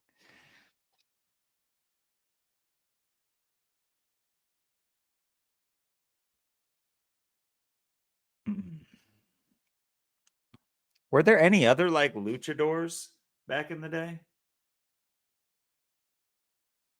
Yeah, I remember some when I was watching like Raymond. I know there's like Ultimo Dragon.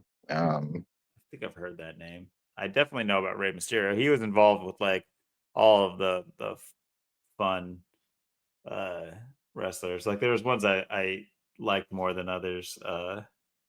That basically the high flyers. Yeah, that's what I was always into. I was always into the high flyers, the unorthodox, the Rob Van Dams, the Jeff Hardy. Yeah, RVD was sick. And the Hardy Bros. Yeah, they were. I always like that. Yeah, the Sean O'Hare, especially back in the WCW, and then before they wouldn't let him do all that in WWE, or Vince McMahon wouldn't let him or whatever, and fired him because he was too good.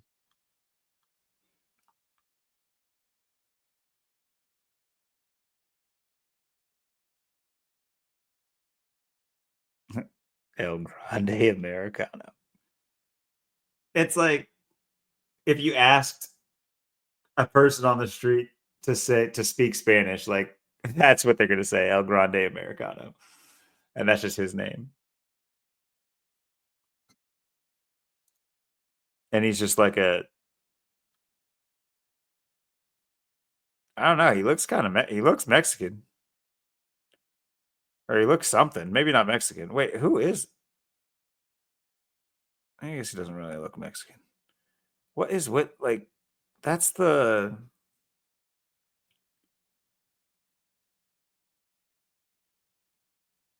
Oh well. Oh well. Oh well.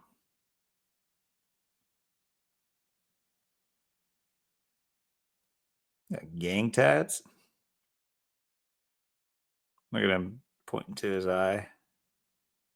Yeah.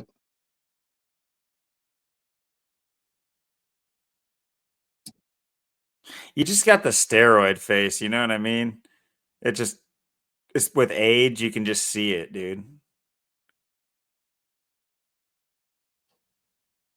Yeah, it's amazing how bad a lot of those guys look now, especially now that they're older. They look like just total trash. It's just Yeah.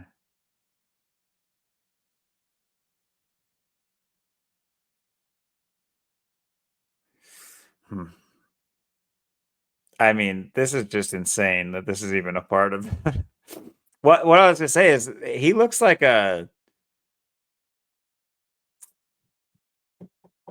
this is definitely one of the bad guys from back in the day.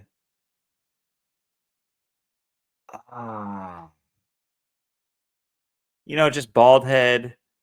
He was the former Olympian. or Kurt Angle. Yeah, Kurt Angle. He looks like Kurt Angle.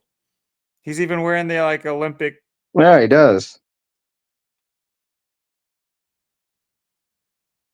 That'll be the big reveal. Yeah, it's Kurt Angle. Your Olympic gold medalist is here. I mean, they were wrestling together back in the day. It wouldn't be like that crazy. Yeah. What's our boy Kurt Angle doing? Yeah, Kurt Angle was one everybody hated him, so I was like, yeah, all right, he's my favorite. I just told everyone he's my favorite. He's 56.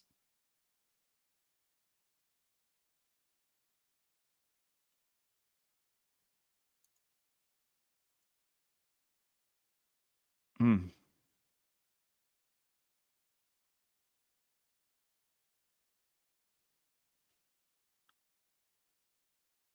Yeah, nobody liked Kurt Angle, so I was like, all right, he's my favorite. It was always kind of sad. Your Olympic gold medalist has arrived. Your Olympic hero is I'm the Olympic hero.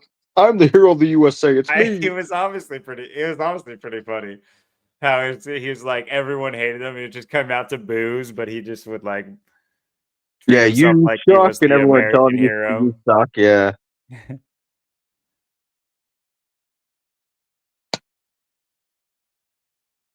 Intense looking dude.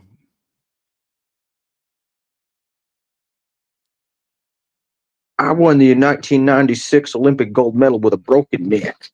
Yeah, that's right. He had a broken neck. It's like Chris Benoit, the greatest technical wrestler. The Wolverine. He was rabid, dude, like a Wolverine. He was rabid. I mean, let's see if we can find it. That'd be a good cap. Don't bring your wife and child to the show. What's he say? Don't bring your family to this show. Because I'm the crippler. The greatest technical wrestler in the WWF.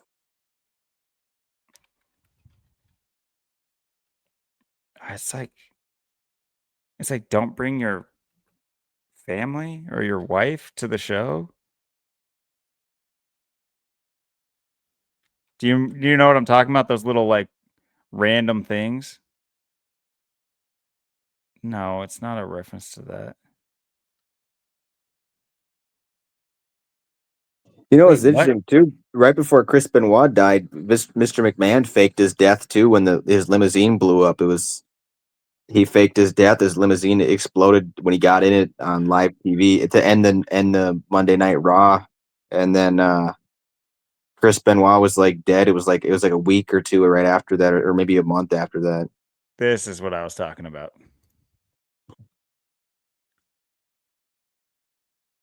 Copyright. All right, well, I'll read it. He says Monday night, my wife and my children will not be watching Raw because I'm going to do something that is unthinkable. But it's just like one of those like intermediate cards that they like to do. And this is like if I'll play contrarian here for a little bit.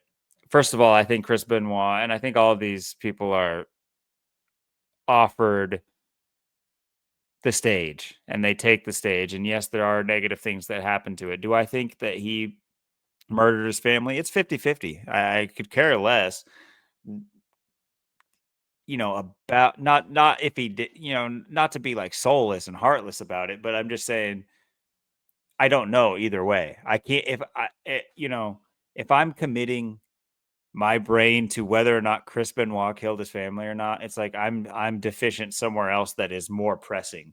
So I'm not, I don't like taking those like harsh stands that I have to defend. I could care less about defending it. I have my like ideas. If these are things that'll be impossible to prove for till the end of time until we finally take back this world and find the secrets for ourselves. Anyway, but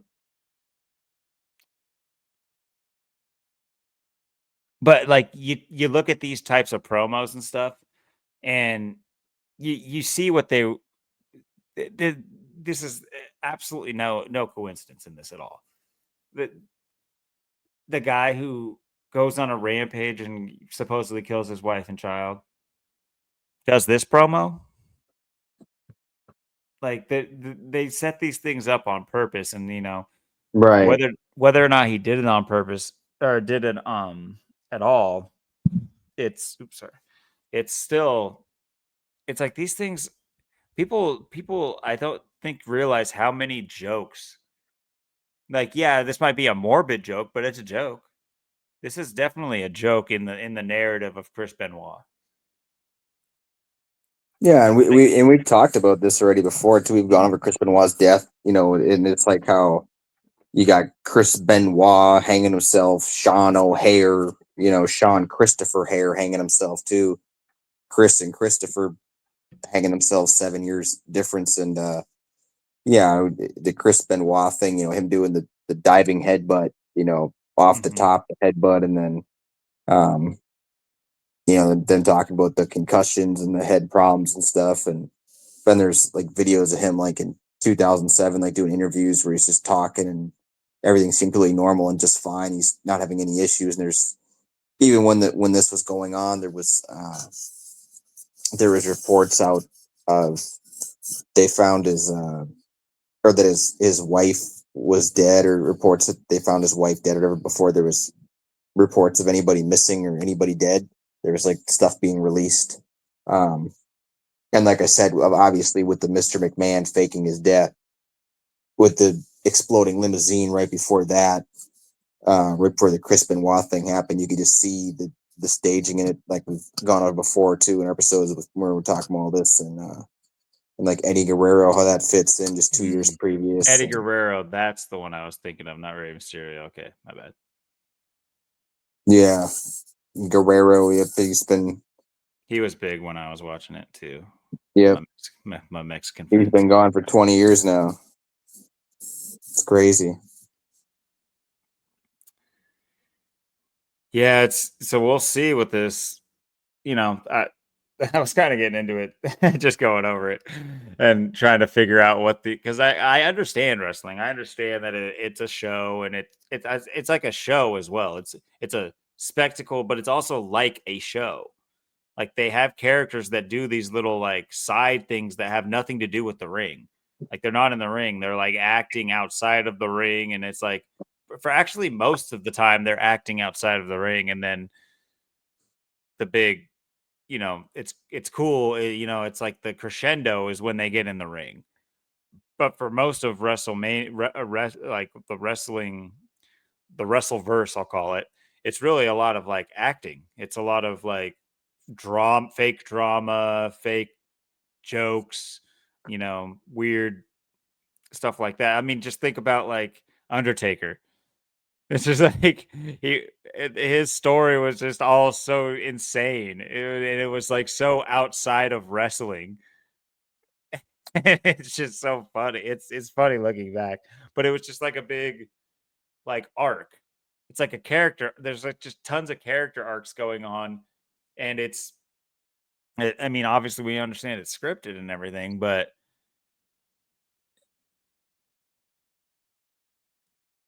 I don't know. Well, I was getting interested, just trying to piece together what this is all about. Like how does a Cody Rhodes even come to be? It's because I mean I've watched this since I was a kid. I had no idea about any of those names. Rey Mysterio, and only John Cena from like outside of wrestling. I never watched John Cena wrestle. So I had stopped watching already, unless he was, and like he just was like that person you were saying that I wouldn't have ever known about. But I watched it when I was like a kid, so I don't know. Yeah, like the best years in time was like 2002 previous, like when he was just coming in. That's when they were changing from WWF to WWE. So he came in right when it was all that weird stuff was happening. They were changing and he just came in kind of at a weird time. It was kind of right when the whole thing was shifting over from the Attitude Era to the Ruthless Aggression era there, and then yeah, that was back when I was a lot more into it, back in like the 90s, early 2000s. And yeah, he's pretty much been the poster boy ever since. I think he first won the championship, I think the big one, in like about 20 years ago, probably about 2005. So yeah, it's kind of like, you've been the guy for 20 years now. Time to skip a shared. It's just so boring. Like what I'm thinking is like Triple H was boring, but I bet he's like infinitely more entertaining his old stuff than like I can imagine John Cena's character arc would be. John Cena just seems so boring. Yeah, it's just like Batista and all these people are they're so generic. Yeah, exactly. Like Batista's better in movies than I could imagine him being like a wrestler. I think he's pretty funny. Yeah, I mean, now he's got the Illuminati tattoo on him, and he's all old and all not looking good. He's in awful shape from the roids and everything, and looks like shit now. But yeah, like I said, I was always into it for the more entertaining people. I mean, there's big guys that can do stuff. You got like Scott Steiner, who used to be doing flips and super athletic and stuff back in the day, to Brock Lesnar. He kind of did stuff like that too. He was kind of somewhat of a doing like like moves cruiserweights, little guys would do. Watching, moves, watching Scott Steiner, Brock Lesnar, but like I said, I mean, you had people like Rob Van Dam, Jeff Hardy, these high flyers, people with unorthodox move sets, Sean O'Hare, people that were doing, bigger guys doing. Because Sean O'Hare is probably the most agile big guy there probably ever was, especially probably one of the most agile people there ever was too, and he was doing all these moves and stuff, and people don't even know. I mean, he did, he was like a bigger, stronger version of Rob Van Dam, and then he did the better Swanton Bomb than Jeff Hardy, but he also invented like the F5 of Brock Lesnar, and basically did the best version of the F5 ever, and then he even did like the Widowmaker, which was way better than like John Cena's FU, and his power bombs were better than Batista's, and he just had like the best move sets and stuff, and yeah, it's so weird how they pick certain people or certain characters or whatever over others, or the way politics are, or how they don't want certain people doing stuff, or the timing of things, just like when people get into the company, or when they're coming in, or when things were changing. It's just just the way they, it's like, oh, we don't want this, we don't like this, like we want these bland generic people that are just going to be around for 20 years, and here we are, and it's 20 years of the same thing and the same people, and that's what we've had. A lot of people have forgotten about all the other people. They've had shorter careers, they've done other things, and certain people, like I said, they just, the Eddie Guerreros, the Chris Benoits, and all the other people that are gone. I mean, they just found ways to just get rid of people. And What's I'm blanking on that one guy who, the meme is like the watch out, watch out, watch out. It was like out of nowhere. Oh, what's his name? I think I know what you're talking about. Pretty sure he did some good stunts. I feel so bad that I've forgotten this, because I used to do this all the time.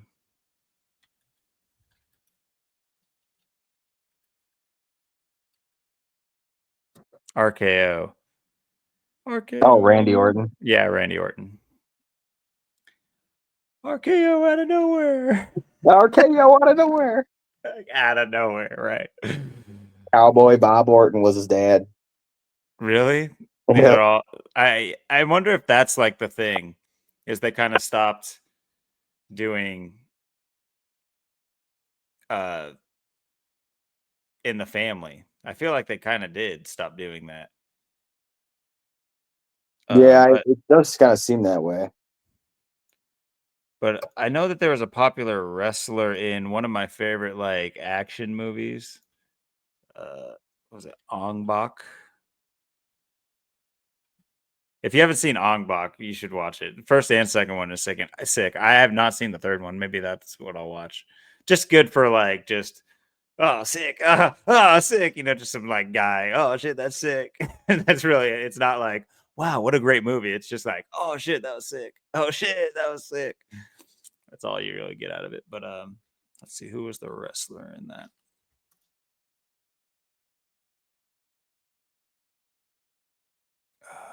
What's his name? Wrestling around the Rosie.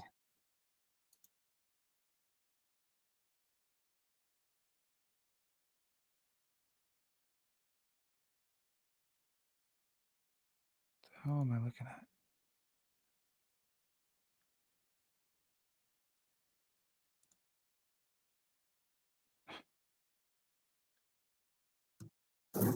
Damn, I'm pretty sure it was a professional wrestler who was in the first Ong Bak versus huge dude.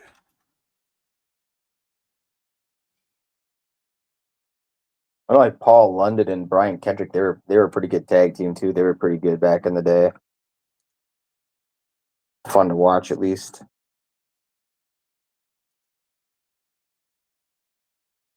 Well, either way, this guy was huge.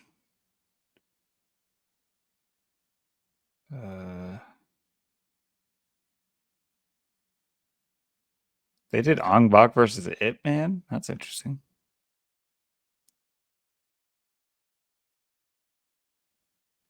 I see it, but what was his name? Can't you just tell me the guy's name? I'm asking the name. I can see the picture. Hold on, I'm not showing you because I still haven't found the damn. It's like all I'm looking for, because like in the first one, he like fights this humongous dude. Like he's massive.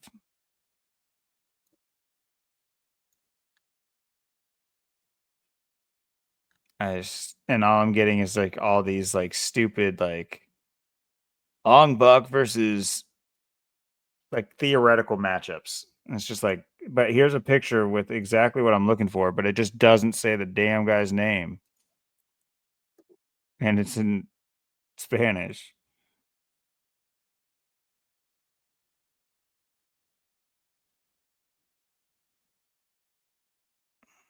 It's like the 7'2", 500-pound Big Show.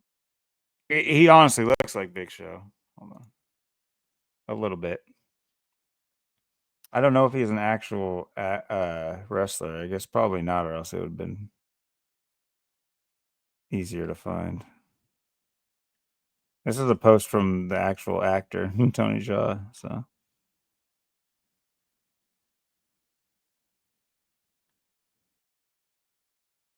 okay, it's just idiots who think their thoughts count.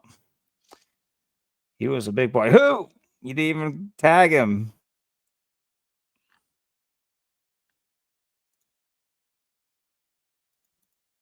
Anyway, fuck. Anyway, that you should watch. I would recommend that movie just for like some I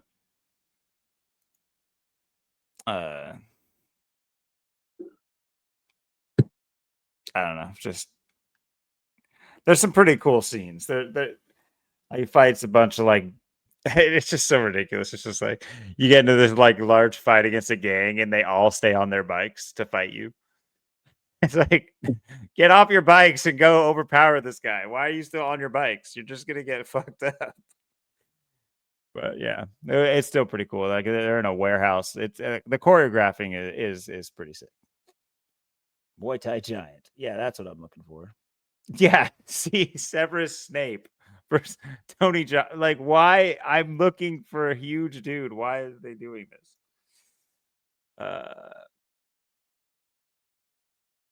I guess just cast. Let's see.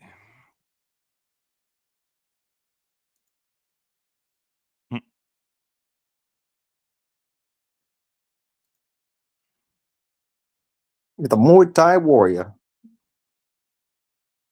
Put it on the map.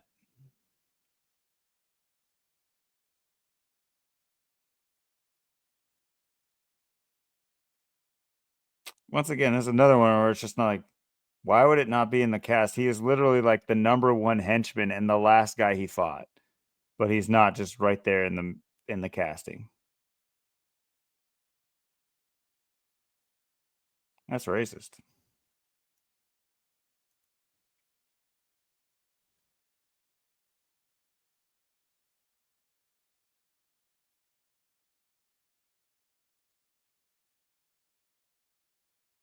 That certainly wasn't him. That's somebody. Mad Dog or Big Bear?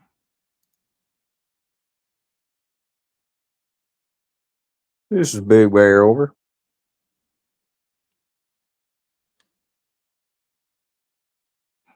I guess he is not. He wasn't a wrestler. Either way, he was fucking massive.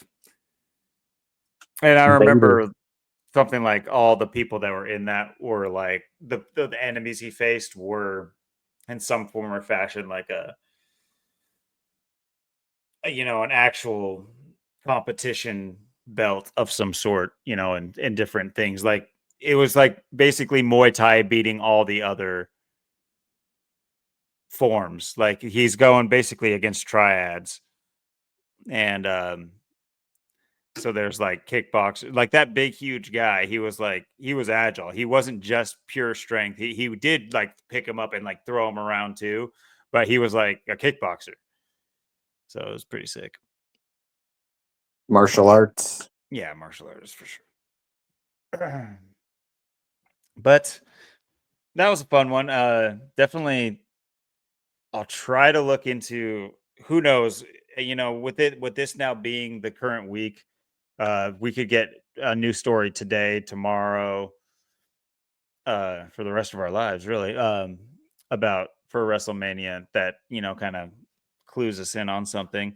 Uh, it's not something I would care to predict, but if I had to, I would say it seems almost pointless for Cody Rhodes to win, but that's just my personal perspective. Um, just from the outside looking in at narrative, unless they're gonna do the whole thing where he's not retiring, and then he'll be a surprise some other time. He'll get his 17th or whatever. But anyway, yeah, I would assume John Cena would win. Just like I said, it just doesn't make sense for Cody Rhodes to win. Maybe I don't understand the what's the word, the ecosystem of wrestling right now. So I don't understand how there would even be enough people that care about it with those two characters being the lead characters. Like it looks so shit and boring just from like everything I was looking at. Sure, they're just pictures, and I know it's all fake to begin with, but I'm saying like there was something about it back in the day. It was at least the better level of entertainment. Sure, it was still shit, and you shouldn't be watching it probably, but it it had something else. It had some other weird edge that was just more, I don't know, realistic in the form in what it was. Not realistic, but like human almost. This shit doesn't look human. Like you were saying, like Batista, and I know Brock Lesnar could do stuff, but he was another generic one. Even Big Show, like he was the generic back in the day, but look at him compared to like these newfangled guys that all look the same. It's just like he actually had some coolness to him. Like he had some different Yeah. uniqueness to him, even though he was the generic guy back in the day. So it's like it's weird how that works. It might just be nostalgia, It might just be like, because the world used to smell better too. And it's like people would just say, no, your nose was just like better or something, But no, no, no, no, no, no. The sun was better. The clouds were better. The trees were better. The air was better. It's like there's no arguing with me on it. It's like I remember summer smelling so good. I haven't smelled a summer in over a decade. I haven't like smelled it. You Oh know what I yeah. mean? It's Yeah, I mean, crazy. it's just like that with everything. I mean, you look at the NASCAR races. I mean, they're just so boring. I mean, uh, they used to be so much more exciting, so much more fun. Wrestling used to be, so much more exciting, so much more fun. You had your, like I said, your high flyers, your unorthodox people. Your martial artists. Just the move sets were better. Just the fighting wrestling aspect was way better. The way people looked, it was so much cooler. Same thing, Mhm. NASCAR, the cars, the racing was better, more exciting. Now it's just, it's boring. There's really nothing going on. The last couple of weeks, you just had people just dominating the race. Really, the last like 3 weeks, it's been Denny dominated. Denny dominates Martinsville, wins it. Byron dominated, should have won, led every lap at Darlington, and then gets screwed out of it in that rigged ritual there for Hamlin again, and then Larson dominates just all race here, and it's not everything is. I mean, you look at football looks the same thing. NFL, it's the same way. I mean, everything's just Great so point. boring. It's just so fake. It's just there's nothing to it. It's like you said, it's the same thing. I mean, yeah, the air don't smell the same no more. The outside don't smell the same no more. It doesn't. You don't get that spring summer smell anymore. I mean, God, I miss it. I know that there used to be such a nice, like, great air quality. Like the air quality used to smell so good. Like the trees. I mean, you could smell the trees. You could smell spring. You could Mhm. smell summer. I mean, it smelled good to be outside. It felt good. All that stuff is completely gone. Doesn't exist anymore. I mean, the sun used to feel good and look good.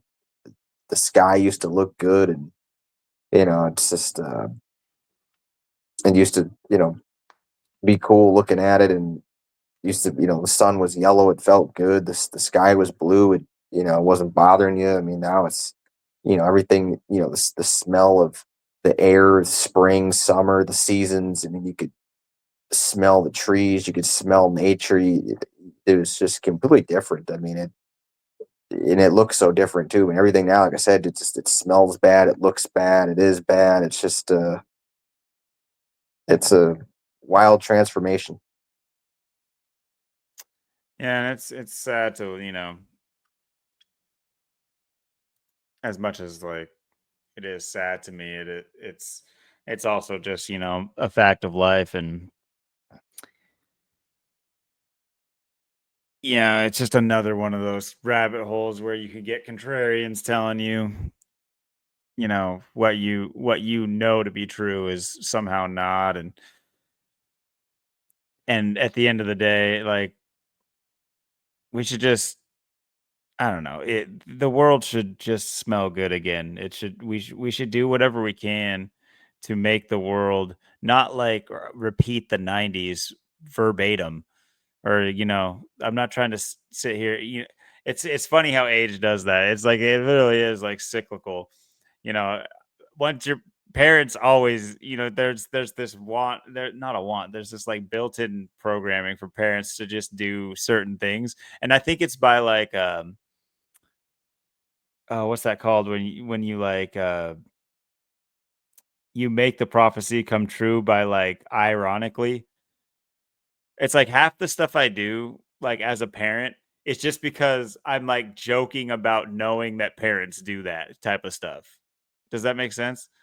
It's not like I wanna be, like, the lame joke dad. I just make lame jokes on purpose to, like, self-fulfilling prophecy. It's like I am I I have this strange not need or want, this strange, like, instinct to tell like lame jokes that I know are lame, and I know that they're just like, "Oh, dad, shut up," type jokes, but I just tell them anyway, even though I know what that. I don't know. I'm probably misexplaining this, but when it co- when it's also another thing with like parents is it's always, talking about back in the day. That's what I was going off basing this off of, but in this instance, I think it is, completely true. And I think it was true for the parents of yesteryear too. I think it has been getting worse and everything like that. But it's just, we're finally there. We're in that plastic fake world now where it's few and far between that get to smell those smells. And, you can't feel those feels anymore. That's already, that's changed for the whole world. But those, you really have to have a special life to. And I would say that, my kids, have that chance, especially where I'm living now, not in the Portland where I used to live, that shithole. But here we are surrounded by trees that, hopefully in the summer you can smell the sap, dripping out of them. And the, a lot of pines too. So either way, it's like I think we might get used to it, but if we were to like leave and come back, we would definitely, pines are very fragrant. So I'm sure during the summer they'll be sweating and you'll be able to smell that fresh, camping smell. But that's about as much as you can ask for nowadays. Whereas before it was like kind of like a whole package deal with just nature. And now it's, you know, gotta take what you can get where you can get it. It's not even available for most people. Yeah, I remember like when I first came out to Washington, just like in 2016, and just the smell of the West Coast, like how Washington smelled. Like I really loved the smell of like Washington, and just being out, just out west on the West Coast, and just like just how, because like Washington is supposed to have like the best air quality, or one of the best air qualities, with all the trees and the evergreens and everything. And yeah, I mean, I don't really even smell that smell anymore anywhere. It's weird. It's like it's just completely gone. And it had, it's been like a decade, or almost a decade. But yeah, I mean, it's just, and like I said, I mean, today, I mean, it was, yesterday was, I didn't see too much spraying yesterday. It was pretty nice. Today was pretty nice as well, but there was quite a bit of spraying today. I mean, they were really lighting up the sky. So, and like I said, it's supposed to be, we're at that nice time right now. We're supposed to be nice pretty much the rest of the month. For the most part, like 60, 70. So, I mean, it's going to come down. I think if we keep getting that spray, if they keep spraying, and what that's going to do. And I think that, like I said, with them, kind of killing things off and killing off life and killing the air quality and just taking away just I mean, even like I said, I mean, it's weird because I don't really I mean, I hear some like birds like chirping too, like in the mornings and stuff. Like I will hear some birds and stuff, but I haven't even seen like a lot of birds lately. Like I haven't seen a lot of them. I haven't um, heard as much as I usually hear. Um, I have noticed like some nature does seem to be kind of just lately kind of declining or going away. I know. Um, I always notice like certain one of the things I've noticed too. It's like a lot of times like we get like a lot of ants. Like I know when I lived in Seattle, I get like ants. I know sometimes I can hear I get some ants and stuff. That's pretty common and stuff. They always like to kind of come and go at times, but yeah, just everything else just kind of seems like it's been just kind of hiding or it's kind of been in the shadows. Haven't really seen too much um other life and stuff. And I think it's going to be, if it's, we'll have to see what kind of summer we get to. If we get I mean, generally we always kind of get like a week or so where it kind of gets in like the 90s to maybe 100 degrees. So I should make get that for like a couple weeks. So to see if it's going to be like a hot summer, if it's going to be hundreds, 90s, as well, or if it's going to be kind of more just temperate, like 70s or whatever. Um, Especially with the spraying, it's like the way they've been hammering lately. It doesn't seem like they're going to let off. I think it's something that they're just going to just keep amping up. And who knows, maybe we're going to get one of those twisters or cyclone bombs or whatever that's just going to wipe us out here, whatever they're going to do. That dry lightning that Yeah, causes huge fires, like they like to say, is a cause for huge fires. Yeah, who knows? I mean, it seems like it's been a pretty weak rainy season. Yeah, it has come down pretty hard in some parts, even just like this last month. But I remember before that, we were almost in kind of like drought territory, and then we're kind of, I just feel like, things aren't wet enough for summer yet if it's going to be a really hot one, and they could use this to be another big fire season because, Washington and Oregon have been getting, you hear the big news stories of California, but dude, Washington and Oregon have been just whittled away. I'm talking because, I live where I live, you see where I live, it's just like the Cascade Locks region and that beautiful, like that, the Oregon side is scorched. It's absolutely scorched. There's like an observatory over there and everything, and like the whole forest leading up to there. I mean, this was happened a couple of years ago, but still, I was doing like catering jobs, and I did like 7 catering jobs in a row at Cascade Locks. But so I saw a lot of it, and yeah, there's like big swatches of Oregon and Washington. I know has had some pretty big fires the last few years. And they kind of go under the radar because, like I said, we're kind of like the vanilla states that nobody cares about. Like nationally, at least that's what it feels like nationally. You know what I mean? And it's just really West Coast is California. People can just draw it all the way up to Canada. They don't, what? There's other states up there, over there. Anyway, but yeah, we'll see with the weather modification what they got in store, and let's hope it's not fire season because like I love my trees over here, and yeah, it's bad enough you got to live in the smoke cloud, they spray over us and in us. So we get enough of the haze and the white and the gray of that. You don't want to have to deal with the toxic chemical smoke mixed in with all that. It's enough to just kill you right there. I know living in the smoke ain't no fun. I know I dealt with it in Washington, Wyoming, everywhere I go. I mean, the West Coast, the whole West, they're burning out everybody out of the West. I mean, you can't even live out here no more because everything's on fire. Wyoming, Washington, it's just all totally screwed.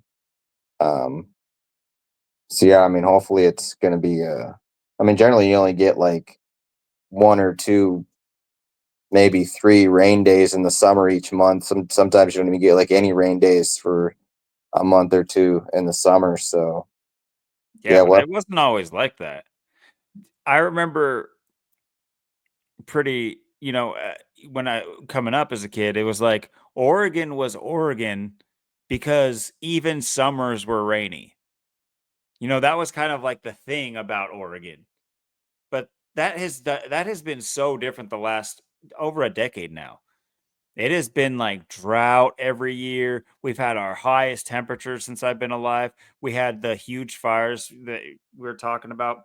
I think this was one of the first things we discussed when we first met was the similarities between, I think you were talking about Wyoming at the time and Oregon, and how we were almost identical in what we were doing and thinking during the times we had to live in like insane smoke for like days on end.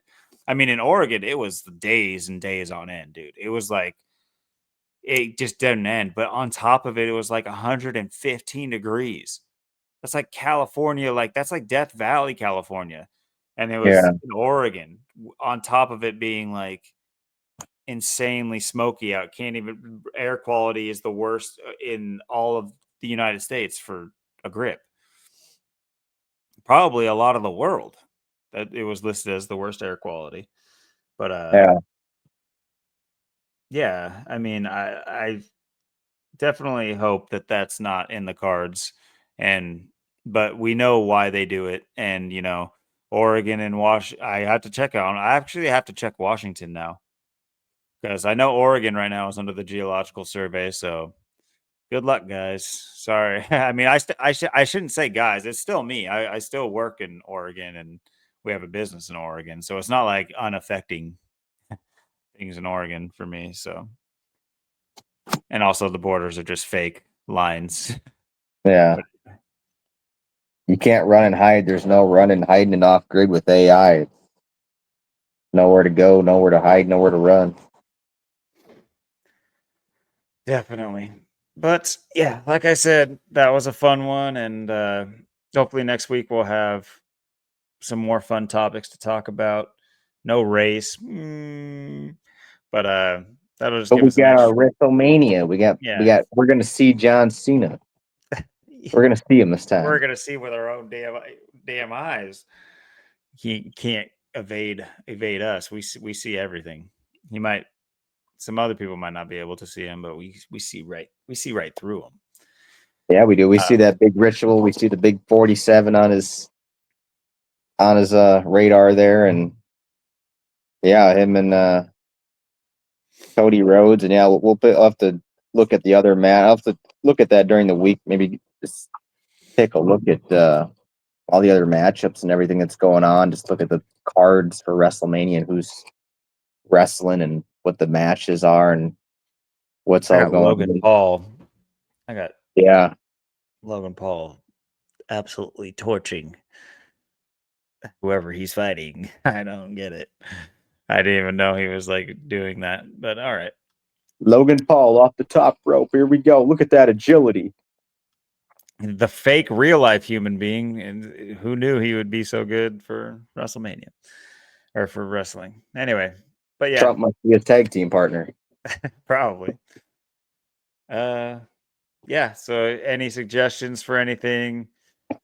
Scrolling email. Feel free to leave it down in the comments. Especially suggestions for topics for episodes. We'd love to throw your guys' ideas in the mix. We do want more of a collaborative effort, and I think we've tried to bring this up relatively often enough if you make it this far, for sure. but this is just our podcast. We do have aspirations of doing a lot more, and I have aspirations of being able to do a lot more too. It's just the limitations that I'm under right now are I have other priorities that have to be met before I can do what is essentially